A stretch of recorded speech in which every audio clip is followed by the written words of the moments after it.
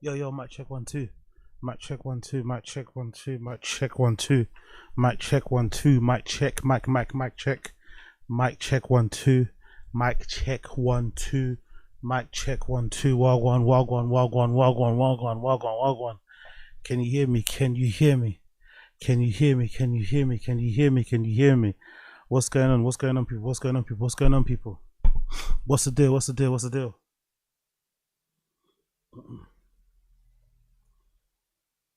What's happening? What's happening? What's happening? Talk to me. Talk to me. Talk to me. What's going on? What's going on? What's happening, people? What's happening, people? We're out here. We're out here. We're out here. We're out here. We're out here. Day 7. Day 7. Day 7 of the marathon. Day 7. Fast approaching day 10. Fast approaching day 10 of the marathon stream. Thank you for joining me. I appreciate every single one of you people out here. Wagwan for the Wagwan. Wagwan for the Wagwan. What's happening? What's happening? What's happening? What's the deal? What's the deal? What's the deal? How are ya? Talk to me, darlings. Talk to me, darlings. How are you, people? What's the dealio? What's the dealio? How are you? How are you? Talk to me, nice. Talk to me, talk to me, talk to me. What's going on? How are you? How are you? How are you? What's going on, people? Day number 7. Day number 7. Day number 7. We're doing a 30-day member-thon over here on YouTube. I'm trying to hit 500 members. So if you want to be a part of that, make sure you click the link down below. There's a join membership link down below. I'll be doing membership-only content this week as well. So if you want to check some of that, make sure you become a member by clicking the link down below. But if you don't want to become a member, feel free to take part in the chat, like the stream, take part in the chat, join the Discord, subscribe to the channel, take part in the chat, all that stuff, well appreciated. And yeah, man, we got a lot of stuff to cover today. We got to cover Chin, we're going to cover some Yuri stuff, we're going to cover some Wing stuff, and a bunch of other things as well in between. So thank you for joining me. You know what, I'm not going to waste any more of your time. We're going to jump right into it because Wings is currently on LOLCOW Live, so I want to jump right into Wings. Wings is currently on LOLCOW Live, so let's see what happened. Big up everybody that tuned in, appreciate you. Let's see what's happened. Wings is currently on LOLCOW Live, so I want to see what the deal is. Wings got reintroduced as per usual. I'm sure some of you guys aren't surprised. Wings pushed his wife onto a table, right? Domestic abuse live on fucking stream, but it seems like he's been invited back onto the stream with open arms, because you know the stream doesn't work without Wings, unfortunately. Boogie's too much of a yes man, and you know Keem isn't really that entertaining. So they kind of need what's his face? They kind of need Wings. I'm not gonna lie. As much as as much as it's upsetting, I think they kind of need Wings. Let's be honest. Okay, if they're taking the stream down, okay, it's not taken down. Let me just quickly see what they're saying on this stream, and we're gonna continue on. Big up everybody that's tuning in. Appreciate you. Big up Black American. Big up Gabriel Footballer. See you, my nuts. Big up Johnny Sneed. Yeah, we're in that chat. You know, we're out here.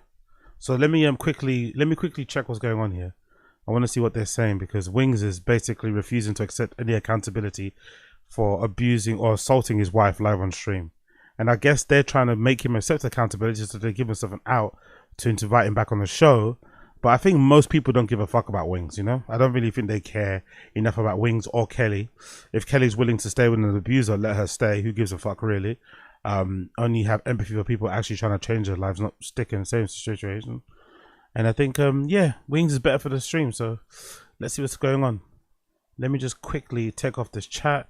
And I want to scroll back probably about 20 minutes to see what I want, because I think there were some super chats where people were trolling Wings. So let me just scroll back about here. Bear me a sec. Let me put the mic. Never lost your temper. Wings is the best part of the... I never wanted to be what I was painted out to be. And it's like, it's such bad optics. It's so bad. But I love my wife to death. Like, Kelly is my better half. And like, I hate that I put her in a situation where we were 6 at. Foot Dick like, super chatted $20.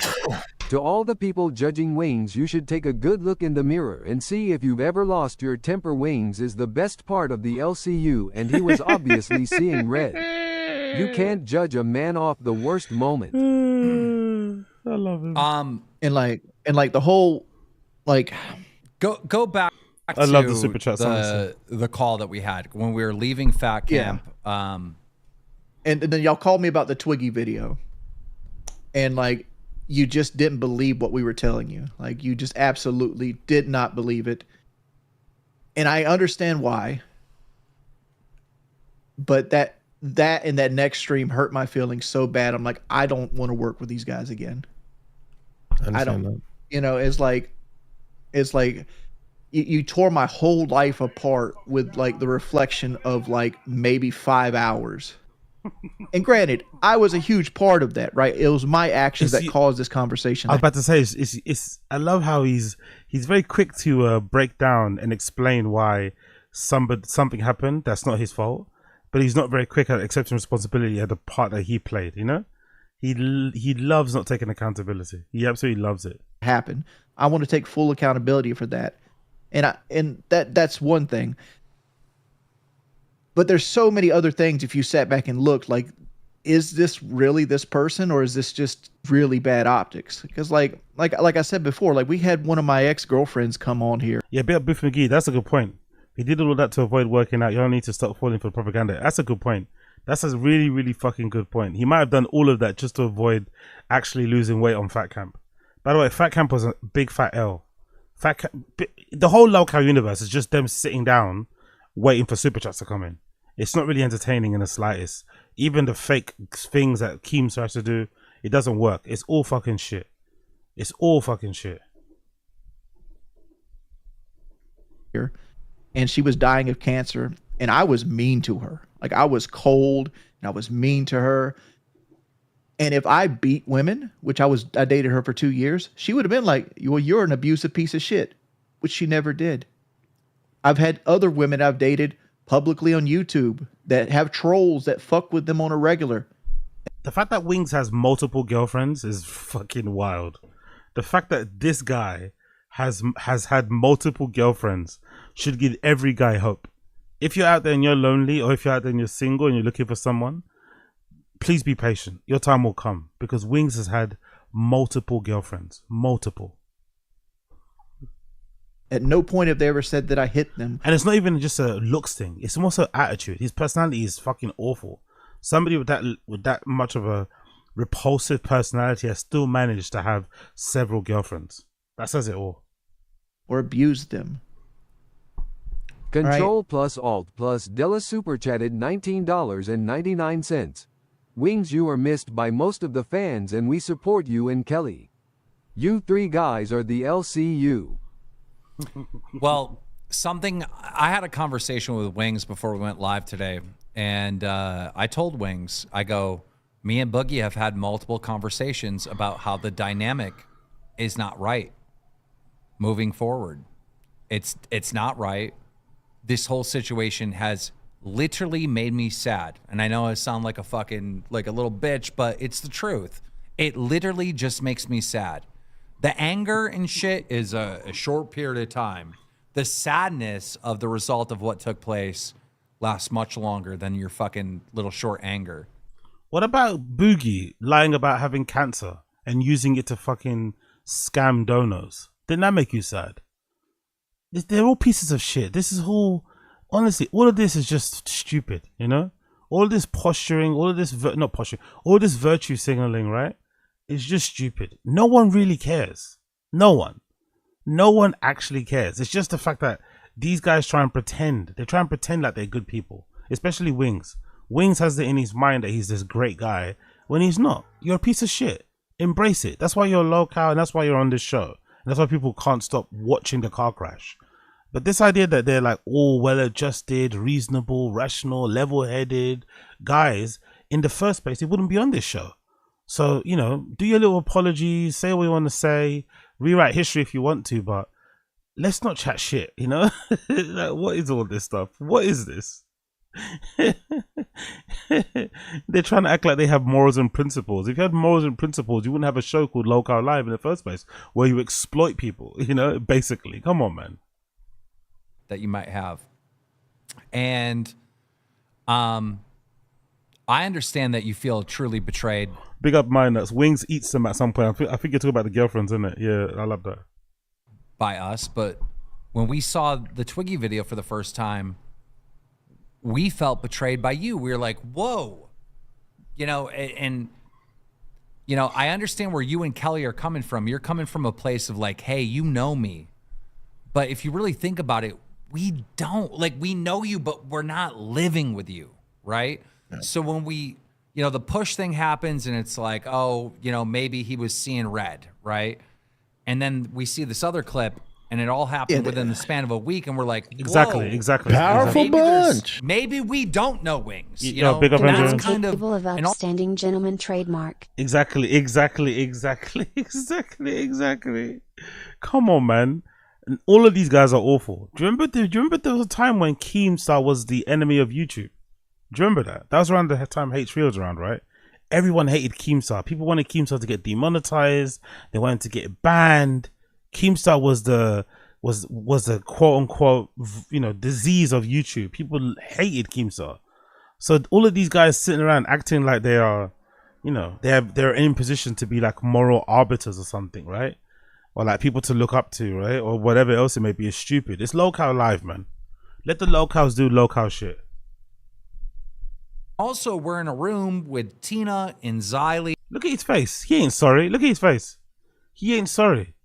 He ain't sorry, bro. He's not sorry, and you'll push that woman again because she can't go nowhere and he can do what he wants because he's the breadwinner in the house.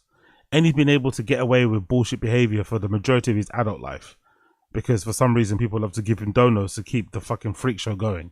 He doesn't give a fuck. So if he doesn't give a fuck and she doesn't give a fuck, let's just move on. Who've you know, kind of experienced domestic violence and whatnot, and at that point groupthink has kind of taken over, and we saw that clip as being way worse because of the context of what happened prior. Groupthink. I think the sound. LOL like groupthink. The clip is bad. He tried to beat up his boss, which is Keemstar, and then in an effort to try and beat up his boss again, he ran through his fucking wife and pushed her onto the table. If that table wasn't there, she would have banged her head on the floor. And that would have been a real issue. So we saw what we saw. It was bad, but let's not try and rewrite history. Let's not try and retcon it. That's what makes that clip as bad as it is. Yeah. It's like... you can clearly hear it. It's like... Yeah, but it's skin on skin. It's like the same thing as it's like a slap. Skin on skin. He's such a piece of shit, innit? Because it was skin on skin, it doesn't matter. Isn't that how you punch people? With skin on skin? Isn't that how you slap somebody? Skin on skin. What the fuck is this explanation of violence? Explanation of striking somebody. Rationalizing it. Rationalizing assault. It wasn't that bad. It was just skin on skin. ¿Qué cosa? Like open hand slap. It doesn't... Just because skin on skin makes a noise, that's like...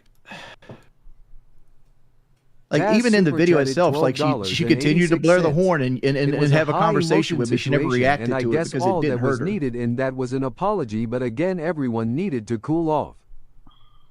Yeah. I mean, the cool off period was very, very necessary for sure. I could tell you that much. It's people say no accountability. 100% accountability. Like, here's how I'm the victim of me pushing my wife and trying to choke Keemstar. Bro is a grown-ass man rolling on the floor, laughing, rolling on the floor, laughing, rolling on the floor, laughing, rolling on the floor, laughing, rolling on the floor, laughing, rolling on the floor, laughing, rolling on the floor, laughing, rolling on the floor. Skipping this. Okay, guys, if you do a, I fucking love it. I love the honestly. The super chats on LOLCOW Live are the best part of the show. The super chats are the best part of the show. Insane troll like Dono. Skip it. You all day on conversation.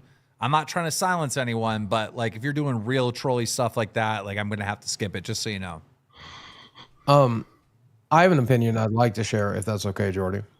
Sure. Insane super chatted $20. Last one to be motivated by $. Lol, all do you all day on stream is beg to make your dono goal. Exactly. You say all the time you only stream for money. You end the stream Powerful once you make the goal. Yo, big up Asada's. Out of the 3 people in this call, why does Keemstar still look like the guy most likely to steal your lunch at work? He just a slimy looking MF. Super slimy. The slimiest ever. He's up there with like Ice Poseidon. They just have a look about them. They're just devious looking, innit? You can't trust them for anything. But that's also because of what he is, isn't it? He is a bit of a slimy guy, and he's made it work for him. But you know, I think those type of dudes were just kind of lucky. They got into streaming and content creation really early, and have kind of never stopped doing it. So they've kind of just been okay. They've been kind of omnipresent, for lack of a better term. But yeah, he is very, very slimy looking. By the way, you're useless and a wife beater. Exactly. I love it. I never thought you were a wife beater. He hit his wife. That means he's a wife beater. We saw it already on stream. Same way that you are a fucking liar and you're a fucking, what you call it? What's that word called? You faked cancer for fucking donuts because you did it. I did think there's room for improvement in your marriage. There's room for improvement in Keen's relationship. There's room for improvement in every relationship, my relationship. And I see you making an effort towards that. And that's the one thing I've said over and over again I wanted. I want to see you and Kelly be happier, better people. And that's all I've ever wanted. I wanted to motivate you to do that, and you're already doing it. Yeah, but it also shows like how like biased you were at the time. It's like you brought up the story of Niagara Falls, but you left out that I had COVID-19. I didn't know you had COVID-19 at the time. You also left right, you were sick. You also left out that I went to Amish country the next day because I felt bad that Kelly went to Niagara Falls by herself. Well, I have apologized, and I'll apologize again. But Keem was right. We had this. But leaving those facts out makes it look so much worse. You take all the context away from it. And I'm sorry for that. But I will say that I think it's. Why are they apologizing to him? Isn't he the one that fucking hit his wife on fucking stream? You see how manipulative these LOLCOWs are? They even manipulate each other. Why is anybody fucking apologizing to Wings of all people? He should be on the stream profusely apologizing to the fucking people he works with and the people that watch the show. This manipulation is fucking top tier. Keem is right. This is what's good about having you here today. Hayes super chatted $20. It bet a $100 on Wings in a tables match. Shut up, Hayes. You can give me and Boogie pushback, and we can give you a little pushback. He pushed his wife on the table to try to find that middle ground, right? Because there is stuff, right, that we're not hearing from each other, right? Like you go and you do these streams and you say these things and it's just not registering because it's so polar opposite. I can tell you what was going through my mind when I saw the slap video. A million things like, oh my God, is this my fault, right? Is the stress of going to fat camp and these guys running on no hunger, right? Did that cause Wings to lose his fucking shit? Oh, right? Shut up, Keemstar. You fucking owl. You fucking owl-looking weirdo. Shut up, man. Look at him inserting himself in the whole shit. Is it because I tried to make these guys lose weight? Then now they're turning violent against their wives? It's like, what? Shut up. Right? Was that one of the factors? The medication. Me and Boogie have been criticized a lot for trying to get you off your medication so you can live life a little bit more like in reality, right? Are we to blame for part of that, right? So it's like it's very complex. There's so many different factors going into what potentially happened. What are your thoughts on that? The medication and the star. Well done for giving him a convenient excuse, by the way. Well done for giving him a convenient fucking excuse. At Fat Camp. Did that play a factor? This all sounds like excuses. None of that was factored in when I was doing it. Like I was anxious. And like the problem is like you hit the wrong trigger with me. Like there's two things I don't like people to I don't feel like when somebody's doing me wrong. I don't like that at all. Nobody likes that, you fucking idiot. Who likes it when they're getting done dirty? I don't like it when people do me wrong. Shut up. And like that was in my head, and I was pretty much dying on that hill at that point. You see me get that mad before with like the Omni situation and like the John situation, but that was more of a private thing. Whereas like I felt like you were doing me wrong by like going over my head and like unmoderating. The sound of Kelly's head hitting the table. Who checked her for a concussion? Wings, you covet what you don't have. You put your comfort and feelings above your work team and your wife. Exactly. You're not accountable. Man up. Exactly. I can tell you, Mean Gene, multiple people checked on Kelly, and she did not have a concussion. Like, I can tell you. Powerful bunch. Pick up at these. He looks like he smells like an Arby's sandwich. He looks like he smells full stop. He looks like he smells full stop. But my Lord. First off, I never abuse my wife. I don't hit my wife. Thank you guys for the concern.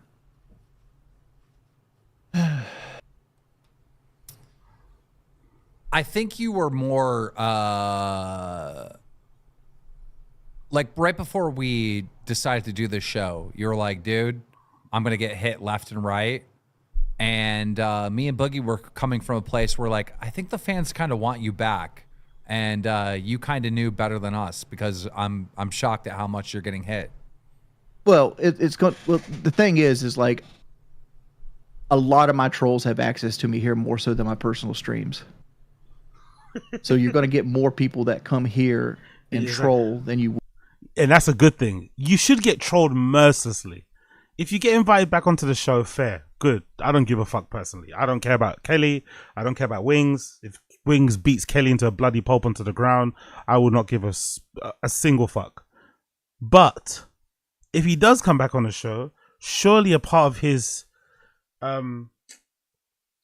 reintroduction back onto the show, part of his punishment should be that he has to subject himself to all the fucking donos and super chats that are going to be super mean. They're going to say the wildest shit. That's part of it. If you abuse your wife on stream and you don't get any real life repercussions for it, she doesn't leave you. She stays because she's got nowhere else to go and she's a little bit redacted herself. Then the only punishment that you do get is getting trolled online. It's not that deep. But Wings wants to control everything. He wants to be able to go on the show. He wants to be able to hit his wife. And he wants to be able to ban everybody from saying mean things. You can't do that. Would anywhere else on the internet. Yeah. There's a... Because like... Go ahead. Which is funny because like Insane, who's donating right now, bunch. like he's a guy... Yo, big up. I Wings would put hot chocolate in a first aid kit. Oh my God. Exactly. Fucking brilliant. That used to be really pro me and he's really mad at me. And I'm thinking in my head, like, how can I win this guy's trust back? Because like that's something I would have never thought about before. Because like one of the realizations I had to while going through anger management, even though people said what I did wasn't good enough, it's not good enough. It's an online course. It's not good enough. It's not good enough. You're not doing anything. You're making no effort. You're not putting yourself out there. You're not really challenging yourself. You're not really holding yourself accountable. It doesn't matter. It's not the same thing. It's not the same thing. It's fucking bullshit. Gave me enough to self-reflect. And that was like... Imagine he had to hit his wife before he had any point... Before he realized he had to self-reflect. He had to physically assault his wife before he self-reflected. Thousands of people didn't wake up one day and cultivating discords and Reddits and things like that and have snark communities based off of me just randomly hating me, right? It was through my actions and through my communications with people over the 15 plus years I've been on the internet that created these communities, and I should be held accountable for that. And part of that's because I have issues with anger, not so much like blinking out red, hitting people anger, which that did happen during the fat camp, and that was a myriad of concoctions that caused that. Anger, but more so, I would say anger, authority, and accountability, right? Because like throughout the years, not this situation, but throughout the years, when you would get hit with something, instead of just being like, I'm guilty, right? There was always like a Wings of Redemption defense attorney defense, right? On every situation that ever came out, right? That's what locals do, though. The whole point of a local is that they never learn from their mistakes. They never accept They never accept responsibility, accountability, and they for some reason have an allergic reaction to saying sorry. You know, they hate apologizing, but they always make mistakes and they never learn from their mistakes. That's what makes a local. And once you do that and you defend yourself, the people that are mad at you in the first place take it to the next level. They're like, oh, he doesn't want to say sorry, right? It becomes a game to the people online when you don't truly take accountability. Look, it's quiet, silence. Yeah. You see, exactly. There you go. He still doesn't get it. And I'm trying to think about stuff because like I see stuff in chat that's already like irritating me, and I'm trying to like marginalize it and trying to use the techniques I've been learning. So basically, it's not working. It's like for a long time I realized that like my whole personality was just anger. Like one of the first steps of anger is disrespect. Another step of anger is like making fun of people. And like how I build bridges is make fun of people. Like the first thing I did with like when I met Beans was like, oh, you got arm hair. You know what they call girls with arm hair? Mopeds. Because they're fun to ride when your friends aren't watching. Oh, all right. Get him on fucking Netflix. Get this fucking guy on Netflix ASAP, please. Get him on Netflix. What an incredible joke. Please don't tell it again. Didn't you also say that you learned frustration was like one of the beginning stages? A form of anger. I never associated frustration with anger. I feel more frustrated than anything most of the time I'm on the internet. I'm going to let the donos roll. We're about 10 behind, so I'm just going to let them roll. Super chatted $20. Wings needs a blue chew, not a SSRI.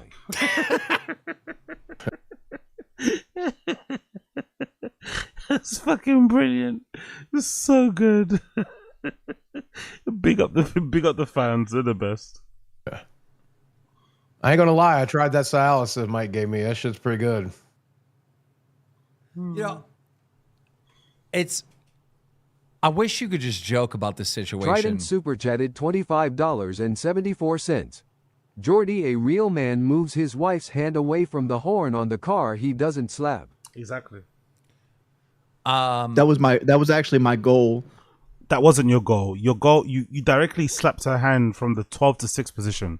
You didn't try and pull her hand away. You slapped it like she was a petulant child. You don't get to just slap your wife because she doesn't do what you want. That's not how it works.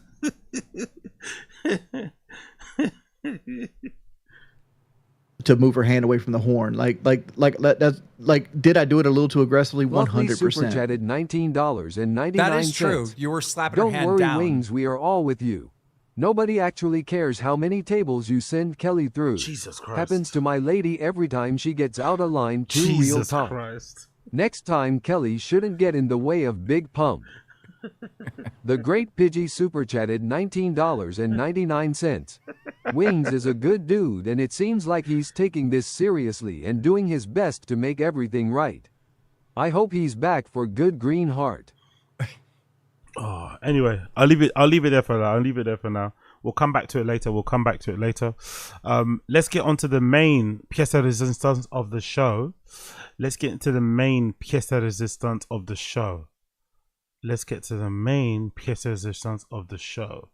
Actually, should we do this first? Yeah, let's go through tab by tab. But yeah, everybody tuning in, if you're tuning in now, you like what you see, please make sure you smash the like button down below. I'll be greatly appreciated for that. Join, of course. We're trying to hit 500 members by the end of the month. We're doing a member fund, so if you want to join, hit the join button down below. Subscribe to the channel, join the Discord, all that good shit. Let's go. DSP cries on stream. This is pretty brilliant, by the way. DSP cries. Where's the timestamp? Someone's got it in the comments, right? DSP did a marathon stream for his birthday the other day, and it was fucking brilliant, right? Fucking brilliant. He didn't get his target, which is 3,350, I think, something crazy for his birthday. Right? He wanted, that's how much he was expecting to get. His dents ended up coughing up 2,000 something, so pretty close, but not all the way there. It still wasn't enough, by the way. at the end of the stream, he kept stalling. I was watching it quite late after I finished streaming, and he kept saying, I'm going to leave, I'm going to leave, I'm going to leave. He never left. He kept staying, kept hanging around, he kept stalling. Every time he stalled, someone would send a super chat. Then he'd be like, oh, I can't leave now because somebody sent a super chat. And then he'd ask for more money. Even though he's already got 2,000, he'd ask for more. And then he did a really scummy thing that he was then saying, oh, I hope everyone turns up tomorrow. Because usually when I get these big support, you know, when I get supported, when I get all this money on one day, usually the next day is not so good. So imagine raising 2,000, right? Imagine powerful bunch. Yeah, bitch. He did nothing wrong, and everything correct. Exactly. Man face bombing emoji. Exactly. Imagine begging, right? Imagine begging and you get $2,000, but then you kind of start to pre-beg for the next day, even though you've already begged for $2,000. It's never enough, and you're trying to ensure that you can get more the next day. Your fans can never have a day off.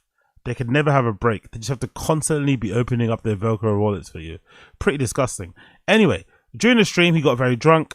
For some reason, he doesn't like admitting that he gets drunk. I don't know why. He likes to say the word buzz or whatever else he says, right? But he doesn't like to admit that he's just drunk or something strange. I don't know what that is all about. But he did get quite drunk, and he got really emotional, and he started crying. And he didn't really cry. I didn't really see many tears coming out of his eyes, but he looked fucking redacted. As he was crying, reminiscing about how much he loves his wife. Fucking crazy. So let me play the clip for you so you can see what I mean. I think it's around 17, 18 where he starts to cry. He starts to cry because he starts to imagine people who don't have wives. DSP, the fucking, you know, the wife guy. Lovely to see. Ready to go. I was saying goodnight, and now all of a sudden here we go again with this nonsense, right? We're at what, $1,800 of crazy support? What is happening? I don't know. And this fake confusion is funny though. He's been hyping up his birthday for I feel like he's been hyping up his birthday marathon stream for maybe like 2 months. No, I swear he's been hyping up his birthday marathon stream since the beginning of the year. And normally for DSP, every year his birthday streams are a big time for him to raise money. He raises money on his birthday stream and on any kind of public holiday, like, you know, Halloween and all that sort of shit, right? Or celebration, those type of days. So he usually gets a lot of money those days because he usually does like a marathon stream. So I love how he's trying to act confused. Oh my God, guys, I don't know how I got all this money. Wow, you guys are so generous. I wasn't expecting this. Yes, you was. Yes, you was. You were hyping it up since Jan.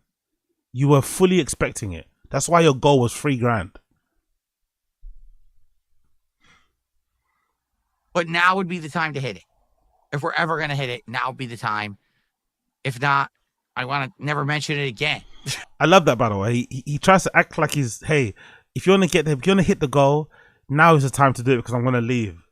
But then you go, don't worry, it's not that big of a deal. Then why are you mentioning it then? If it's not a big deal, why are you mentioning it? But then you mention it because it's a big deal and you want to hit it now to get away. Cool.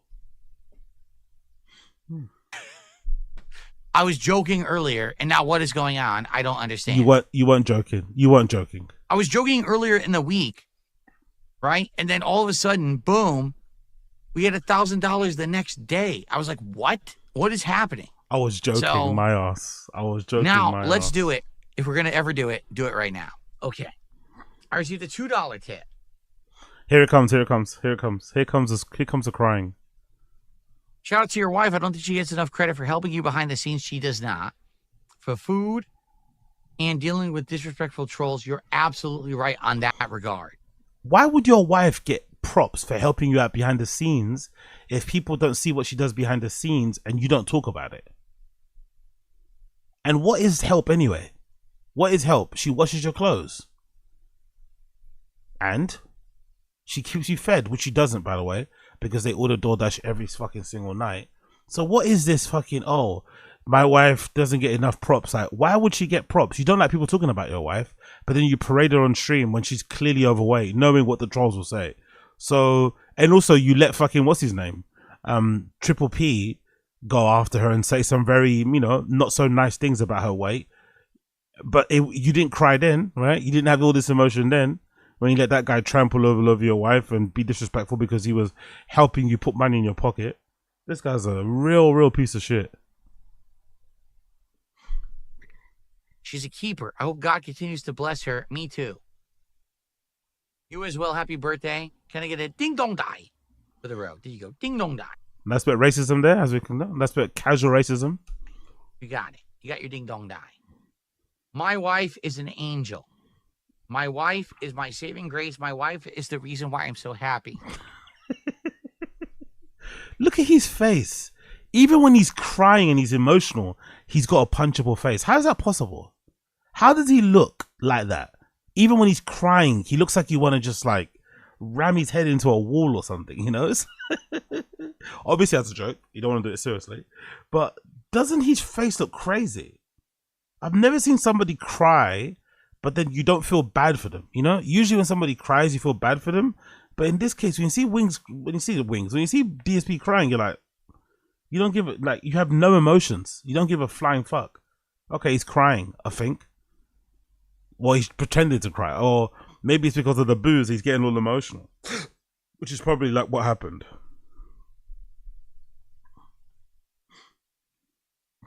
And now, of course, I'm getting emotional, but... What? Now he's thinking about having a wife. Oh, my trolls don't have wife.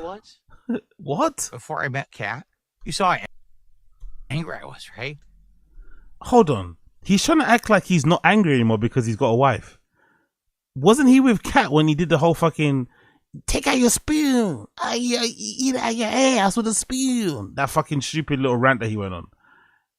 The 9999 shit, right? With the Adolf Hitler hat. Like, he's had many angry moments while being with Kat. What's he talking about? Every time he plays Street Fighter, he's incredibly toxic. What? I love this retconning of fucking history. You saw how angry I was, right? When I wasn't with Kat. If anything, he was more mellow when he wasn't with Kat because he was just drinking all night.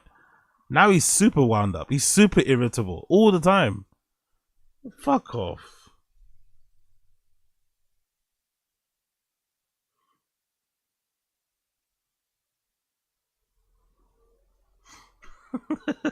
Look at this.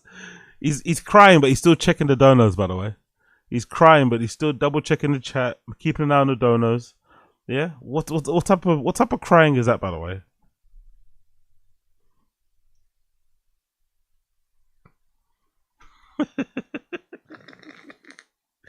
He's so pathetic.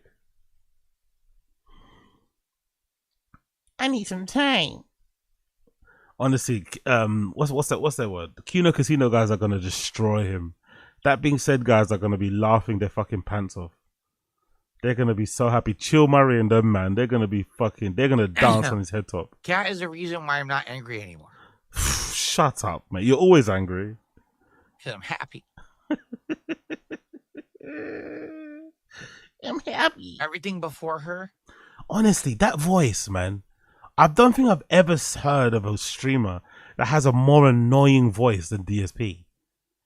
That whiny, nasally, faux valley girl thing he has going on with with certain inflections and whatever else it may be. Oh yeah, and he's got this weird. He's almost like he's got this really weird old timey way of talking as well. Although he's only 43, he uses slang and lingo of somebody that's in their 60s, but then he's got a really whiny voice of like a child or something. But he doesn't shut the fuck. That's the thing that's really interesting about it with all locals. He doesn't shut the fuck up. He has one of the most annoying voices in the world. He begs for money, but he never shuts the fuck up. And he also looks the way he does, and he loves his own reflection. It's mind-boggling, truly mind-boggling.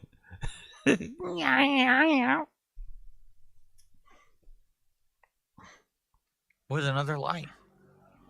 Everything since I met her has been the best life. And I wish that for all of you. If only my trolls would get married. Dude, he needs a wife. Really do. That's why I think that so many people out there are in pain and are hateful. Patronizing, condescending cunt. Shut up, bro. People hate you because you're easily hateable and you beg online. Like, I think that's one thing he never is going to get through his head, isn't it? Like, People are never gonna be okay with people that panhandle on the internet, especially the way that DSP does. Like, give me money so I can eat. Like, give me like, what's the other day? Didn't he the other day like raise $900 to order McDonald's? Like, yeah, if I meet all my goals and you give me $900, I'll order McDonald's or something. It's like, bro, you're begging for $900 to order a fucking $10 meal or max $50 meal. Are you insane? So I love how DSP could never get it through his head that no matter how he tries to rationalize it, no matter how calmly he speaks, no matter how much he cries, how much he whines, me included, and other people are never going to be okay with you getting on stream and just shaking your tin cup, asking for donors to pay what your tax guy, to, I don't know, to buy fucking allergy medicine, to take your wife out for dinner. Like, imagine as a man being okay with getting on stream, begging for tips so you can take your wife on dates. Do you know how like embarrassing that is? Do you know how like the opposite of being manly that is to go online and legitimately be begging for tips to take your wife out for a date? And he does it and he's like proud, you know? Feels day off. Like coming back to brag about what he spent people's money on. It's like, have some shame, man. Have some dignity, you know? Have some dignity, have some pride, like have some class.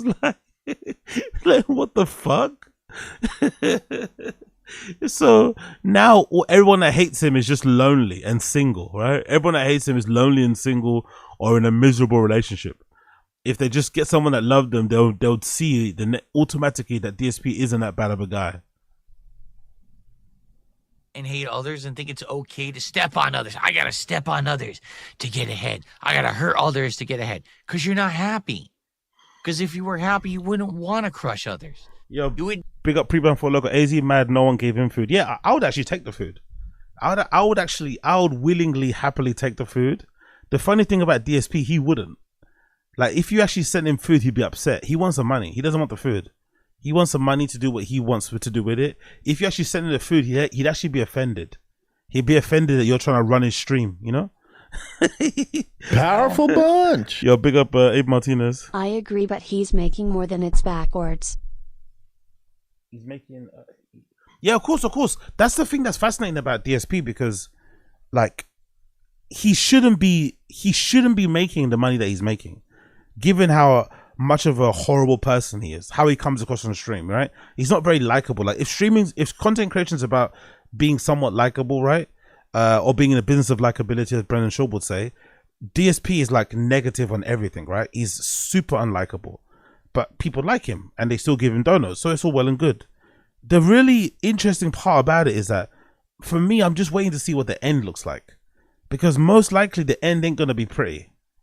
If this is how he's getting quote unquote getting away with it, being a piece of shit person, then it leads me to believe that when it ends, it's not gonna be pretty, you know? It's not going to be pretty. That's the only thing that's sad about the situation, that he doesn't realize that he's getting away with it. Not that he's like thriving because he's a good guy, great creator. He's kind of getting away with it. He should be saving and knowing that it could all stop at one point. But he doesn't really think that far, you know? He just thinks about the next day to beg and shit. That's the only disappointing part about it. It's not really disappointing because I don't really give a fuck, but you know what I mean. You need to crush others. Because you would be okay. There's so many people out there who are hurting and no one gets it. Once you get it, you don't need to do that anymore. The thing is, you know what's funny about the money raised? Big up Run It Up. He got 2K for day stream and live streaming. What the actual fuck? Big up Booth McGee. I'm not giving my money to a soy boy. Exactly. The thing about the money thing is that in the past, he probably would have got more, you know? Because in the past, he used to not count super chats as his tip goal. You know that? In the past, super chats weren't counted. It was only donations, only tips that came directly through PayPal link. It was never, ever, or Streamable, whatever it is, or Streamlabs, sorry. It was never super chats. Because he would say super chats and whatever else, he only gets them, that's how YouTube works. You get them usually the month after, right? So for him, it's not, it doesn't exist. If it's the month after, he can't have it now. It doesn't exist, and it's not, you know, it's not useful for him. So he would insist and clarify, if you support me, you have to support me with tips directly through PayPal. So if he was still as toxic as he was before and greedy, he would have probably made more than $2,000. But he made $2,000 because he's now including super chats and gifted memberships and shit on YouTube and on Kick. That's why his total is a bit inflated. So I don't know how much the actual tip total is, but back in the day, he would really rack up the money. So it's just, that's the funny bit. Like, he's blown through so much money. Like, he's blown through so much. And the really mad thing about it is that he doesn't even do anything with it. It's not like he's got like a great property portfolio, or he buys nice cars, or he goes on holidays and shit. He blows it all on WWE champions. Like, that's the fascinating part of it. Like spending thousands of dollars on a fucking mobile game is like, wow. All of that begging and scamming of your fans, and all you do is give the money to Scopely. Okay, cool, man. You don't need to be upset about every little idiot who says something about you. Every little moron who pokes at you. You know, you don't need to hyper focus on the negative. You can just be positive about the good things in your life. Shut up, man. You're always negative. And people don't get it. You're the king of hate, bro. You're the king of hate. You're always negative. They don't. Because they don't have that. And I feel bad, but I can't make you understand that until you have it. Fuck off. So I wish that Patronizing upon all of you. Because my life is so much better because of my wife. Look at him. And I feel bad. He's not even that so many crying. people Look at don't him. have that. He's such a fucking pitiful And guy. they just stand there and they're so upset about everything. Like you are. Every little fucking thing. Who cares? Where's the tears, by the way? Who cares that Ethan Ralph lives in a shack in Mexico? Who cares about Cog, who doesn't have a toilet that flushes, right? Who cares about this guy that said this or this guy that said that? Who cares about this guy that makes crap content? Who gives a fuck about any of it? Why would you care? Don't you have something better to do? Don't you have something you actually like? Because you know you don't like that. So why would that be what you're doing with your life? I don't get it. I don't understand it. You don't have to, I understand, you don't have to like what I'm saying. You have to say, I get it. Why would I focus on that? What is wrong with me? We focus on it because you're a horrible person. That's basically it. People just don't like you. I like how he's never ever had that moment to figure out or to sit there and think, why don't people actually like me? There's so many things about this guy that are unlikable, but he never has sat down and think to himself, why don't people actually like me? Why are they always on my back? Why are they literally picking apart everything that I say? Micro-analyzing everything, going through everything I do and say with a fine tooth comb, you know, tracking all my tips and everything else, all that malarkey. Why do they do that? It's because they don't like you and you've done horrible things in the past that they don't fucking like, and they want to expose you and they want to end you.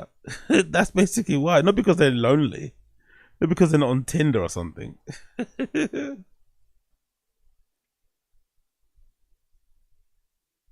And I'm happy now, and I don't need to anymore, ever again.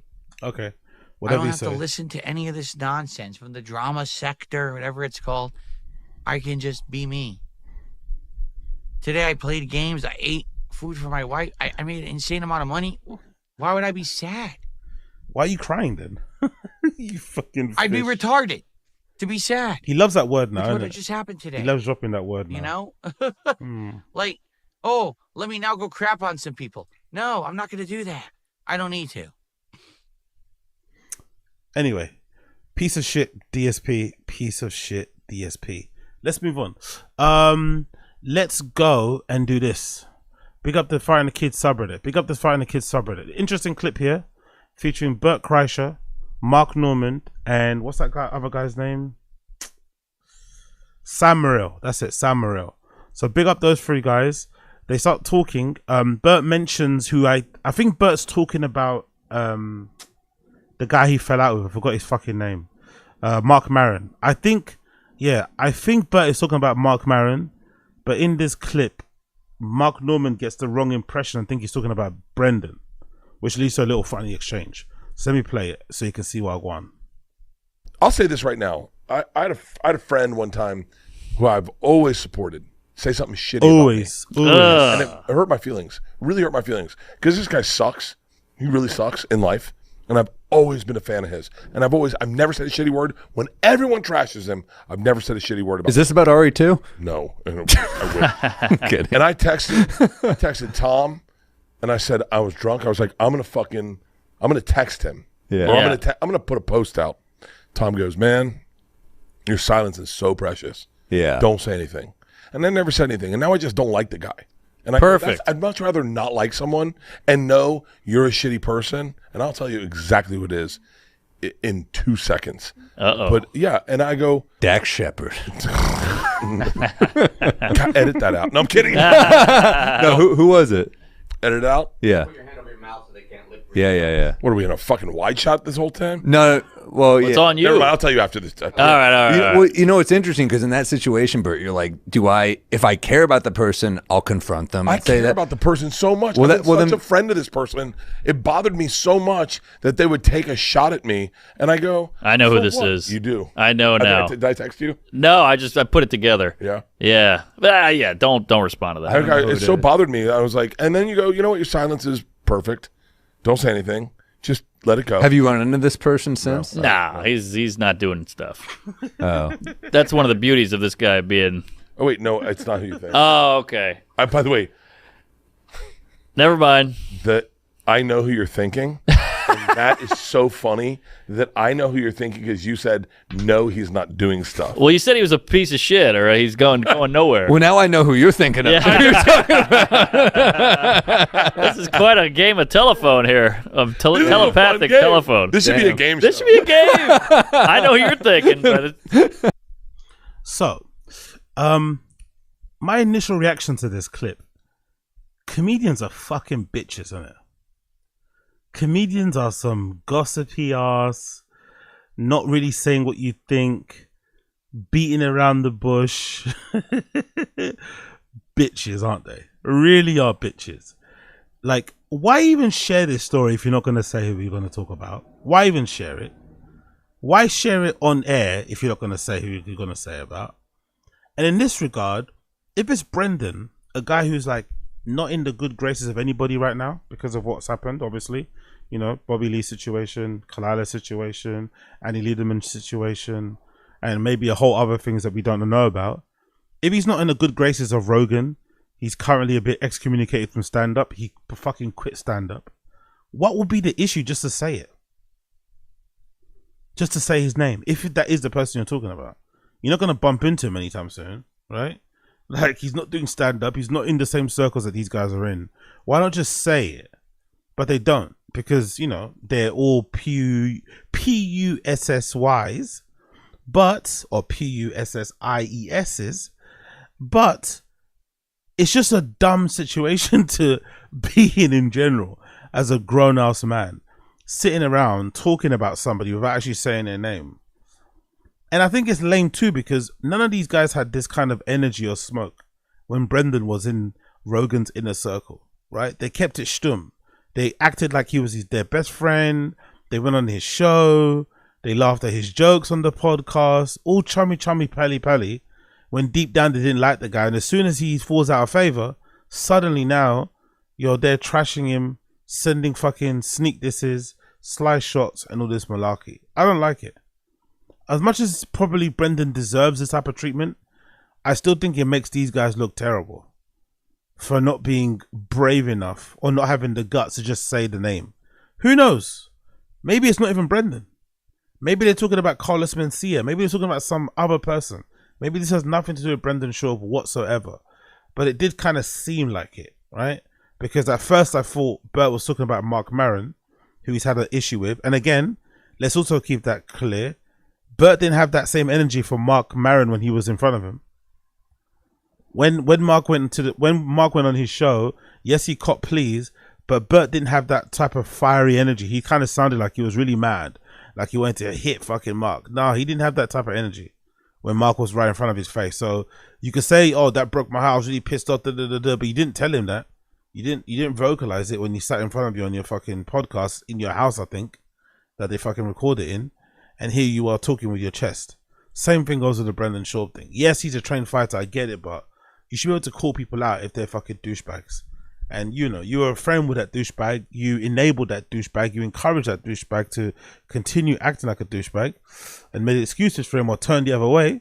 So it is what it is. So I'm not the biggest fan of this, I'm not gonna lie. I ain't the biggest fan of this type of shit. I'm not the biggest fan of this type of shit. But again, what do I know? Absolutely nothing. Big up everybody in the stream chat. Big up Kevin Connell. Yeah, they're all spineless. If they saw Brendan, they'd all run away. Exactly. They don't stand on nothing. Big up Jet Tony Jr. Ain't nobody running from Brendan. Chappelle Lacey is. Big up God's favorite. Don't want to get thrown out the window. True. Good point. He's a big old pussy with a big old pussy, exactly. Bert Coiler. Bert expects constant praise from his peers or else he'll trash talk them, Mr. Pop. Yeah, exactly. God forbid Mark Maron says what we all been thinking, right? God forbid Mark Maron says the truth. Bert has a fucking breakdown and then goes on this sympathy tour about it. It's like, bruh, you are a bit of a bullshit comedian, right? You're maybe a little bit undeserving of the platform that you have. It is what it is. The game's the game. But Mark Maron vocalizing it shouldn't have crushed you and sent you in this fucking whirlwind of emotions. It's not that deep. But then it also showed just how delusional these guys are. Like, they're so divorced from the reality of what fans actually think of their content or think of their stand-up. Like, Bert legitimately sees himself as like a proper top-level stand-up comedian, when the majority of people, I'd assume, just see him as like a fun guy you can kind of gawk at when he's on stage. But he really thinks he's that guy. So when somebody breaks that reality, it can kind of send him for a bit of a, you know, tailspin and shit. I get it. But these guys are still grown-ass men, and this is fucking lame. That's just my opinion. I could be wrong. Moving on. We got another Bert clip. This is Bert Kreischer reviews KFC's newly launched home espresso martini. It seems like everybody involved in fucking podcasts or content is doing some form of like liquor or booze. Everyone's doing one. So I guess KFC from Barstool Sports has his own one. It's some sort of is this already a pre-made espresso martini or something you got to make? I don't know what it is, but let's see. Big up KFC. Let's see what they're talking about here. Are you serious? To have this. So this is my new drink. I've been drinking espresso martinis since. Buddy, you're the reason we drink espresso martinis. We were on the road and we were in Australia and we said, what should we drink? And then Victoria said, you know, Kevin Clancy loves. By the way, it still fascinates me how Brendan didn't get embraced to the extent that Bert did by the Barstool Sports universe. Because it seems like the place that would be perfect for him, innit? The type of bro, Chad, meathead type of energy. But even those guys didn't fuck with Brendan, especially with giving his athletic background. He played for fucking Colorado or whatever, tryouts for NFL teams, UFC, you know, hangs around with Rogan. You'd think they would gravitate to him more, but I don't know. They all got a taste of him. They all got a swift whiff of him, and they didn't like what they smelt. They didn't like what they tasted, and they ran the other way, you know. But they embraced Bert fully, even Tom Segura, but they did not embrace Brendan at all. Espresso martinis, and he does 3 beans: health, wealth, and happiness. So we were like, okay, so we started. Pete had one. Did you have one at dinner last night? Yeah. Pete has them all the fucking time, dude. So this has been, I mean, I've been drinking these forever, and the problem was always you have to go to a bar, they have to have the espresso machine, you know, it's always a hassle to make it. And I was like, imagine if you could just. Is that how it works? Espresso martini ready made? You have to pour it into one of those tumbler things, and then you pour it into a glass. You can't just. I'm sure somebody's made an espresso martini just pour from the bottle, right? Well, I guess it doesn't work that way. I don't know. Just have these at home. Have them whenever you want. And so we bottled it up. Oh, big up Run It Up. Apologies. Big up Coiler. That's a good point, brother. Big up Coiler. You can't big dog a New Yorker. They were buying his business shark in a Hummer track. Oh, in a Hummer character. Yeah, that's a good point. That's a good fucking point. You can't big dog a New Yorker. That's a very good point. or at least East Coast people. Do you know what I mean? They're gonna sniff that shit out. And you give it the right shake, put a little bit of ice in it, and when you pour it out, it's got the foam and foam everything. Oh, baby, it's got the foam. I made 100 of these the other day. We did it like a little commercial, and so I had to shake them all day long. And this might be like my crowning achievement is having these. And the vodka's already in there? Mm-hmm. He's probably going to make a ton of money from this, right? I'd imagine, right? He's probably going to make a ton of money from this. If this does well and it actually tastes good, it's probably going to ton of money. I knew that was going to get burnt. Nice. That looks nice. Unfortunately, I don't. Look how excited he is, bro. Bert's a real alcoholic, isn't he? I knew that was going to get burnt. Nice. That looks nice. Look how excited he is. That's a real joy. That is some real joy. That is some real fucking joy. He is super excited. Unfortunately, I don't have the beans right now, but as long as you either have 3 or you have none. So you're good right now. Look at that foam, dude. That's like, you know, when you get it shaken up at a restaurant. Oh, I just had an idea. What do you got? No, keep going. He's going to spit in it. That looks so Look at it. Icy, frosty, frothy, foamy. Midnight Bean, the Bert Kreischer review. Oh, Jesus Christ. Yeah. Oh, that's good. You couldn't taste it by having a sip. You had to down the whole thing, but I guess it's part of the character, right? Jesus Christ, bro. Dude, that was an impressive performance right there. That is good. God, that's good. Brother. That's good. You have that in the morning. 1999. Jesus Christ. What's it called? It's called Midnight Bean. I might have to try it. Midnight Bean. Pre-made espresso martini. Part of the charm of drinking stuff like that is going out and having it, though, isn't it? If you start drinking espresso martinis at home, there's some issues in it. If you start making yourself espresso martinis at home by yourself, you know, part of the fun is going out to a bar, getting it in different places. One place is shit, one place is good. Having a chat with the bartender, maybe talking to some fellow patrons, you know. People watching, you know, sitting down on your phone as you're drinking one at the bar. That's part of the fun of having an espresso martini. If you're just making them at home, it gets a bit dicey. You know, it gets a bit dicey. 1999. 1999? Oh, I didn't realize that. That's a fucking. So the cost of like a regular one martini at a bar, you're getting a bottle of this. What? But how do they taste? Oh, big up Uche. Bert looks like he's got HPV by making eye contact with him. Oh, Jesus Christ, Uche. Thank you for that visualization. Appreciate you, my dear. Big up Chris Max. What's next? Big up Chris Mac. What's next? Apple Teenies. You know someone's gonna make that. You know, so you better trademark that before someone makes it. You know someone's gonna make that. Big up B AZ. AZ, you getting paid for this plug? For fuck's sake, keep it moving.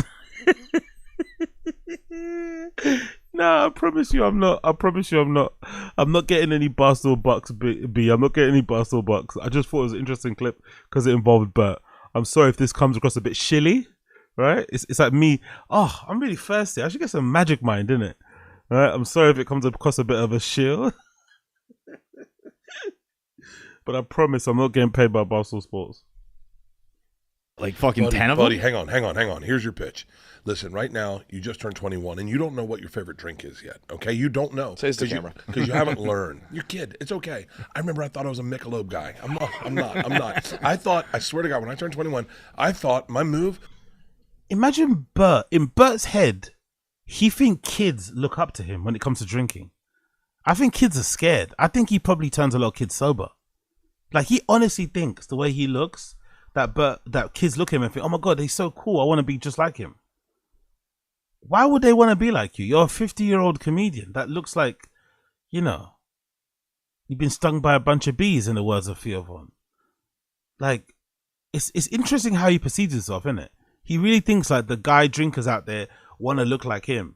They want to be cool just like him. They look at him for advice. He's their mentor. Was Michelob with a little bit of a napkin holding it. That was my move. I've never done it since. I grew up. You're going to go through a lot of drinks, but you're going to find one drink that always works when you're with a chick. When you bring a chick home and you want to make sure the conversation goes right. And for me, that was gin and tonic. Gin and tonic. I learned how to make a great gin and tonic. And I knew girls liked the gin and tonic. Lots of tonic, lots of lime, little bit of gin. And they would, but right now, you're 21 and you got a different world. You got the internet, you got TikTok, you can swipe right. Oh, he's doing an ad for them, isn't it? I think he's doing like an ad because he really likes these Barstool Sports guys. I think they're actually friends outside of podcasting and shit, which is interesting because I think these guys are like maybe half his age.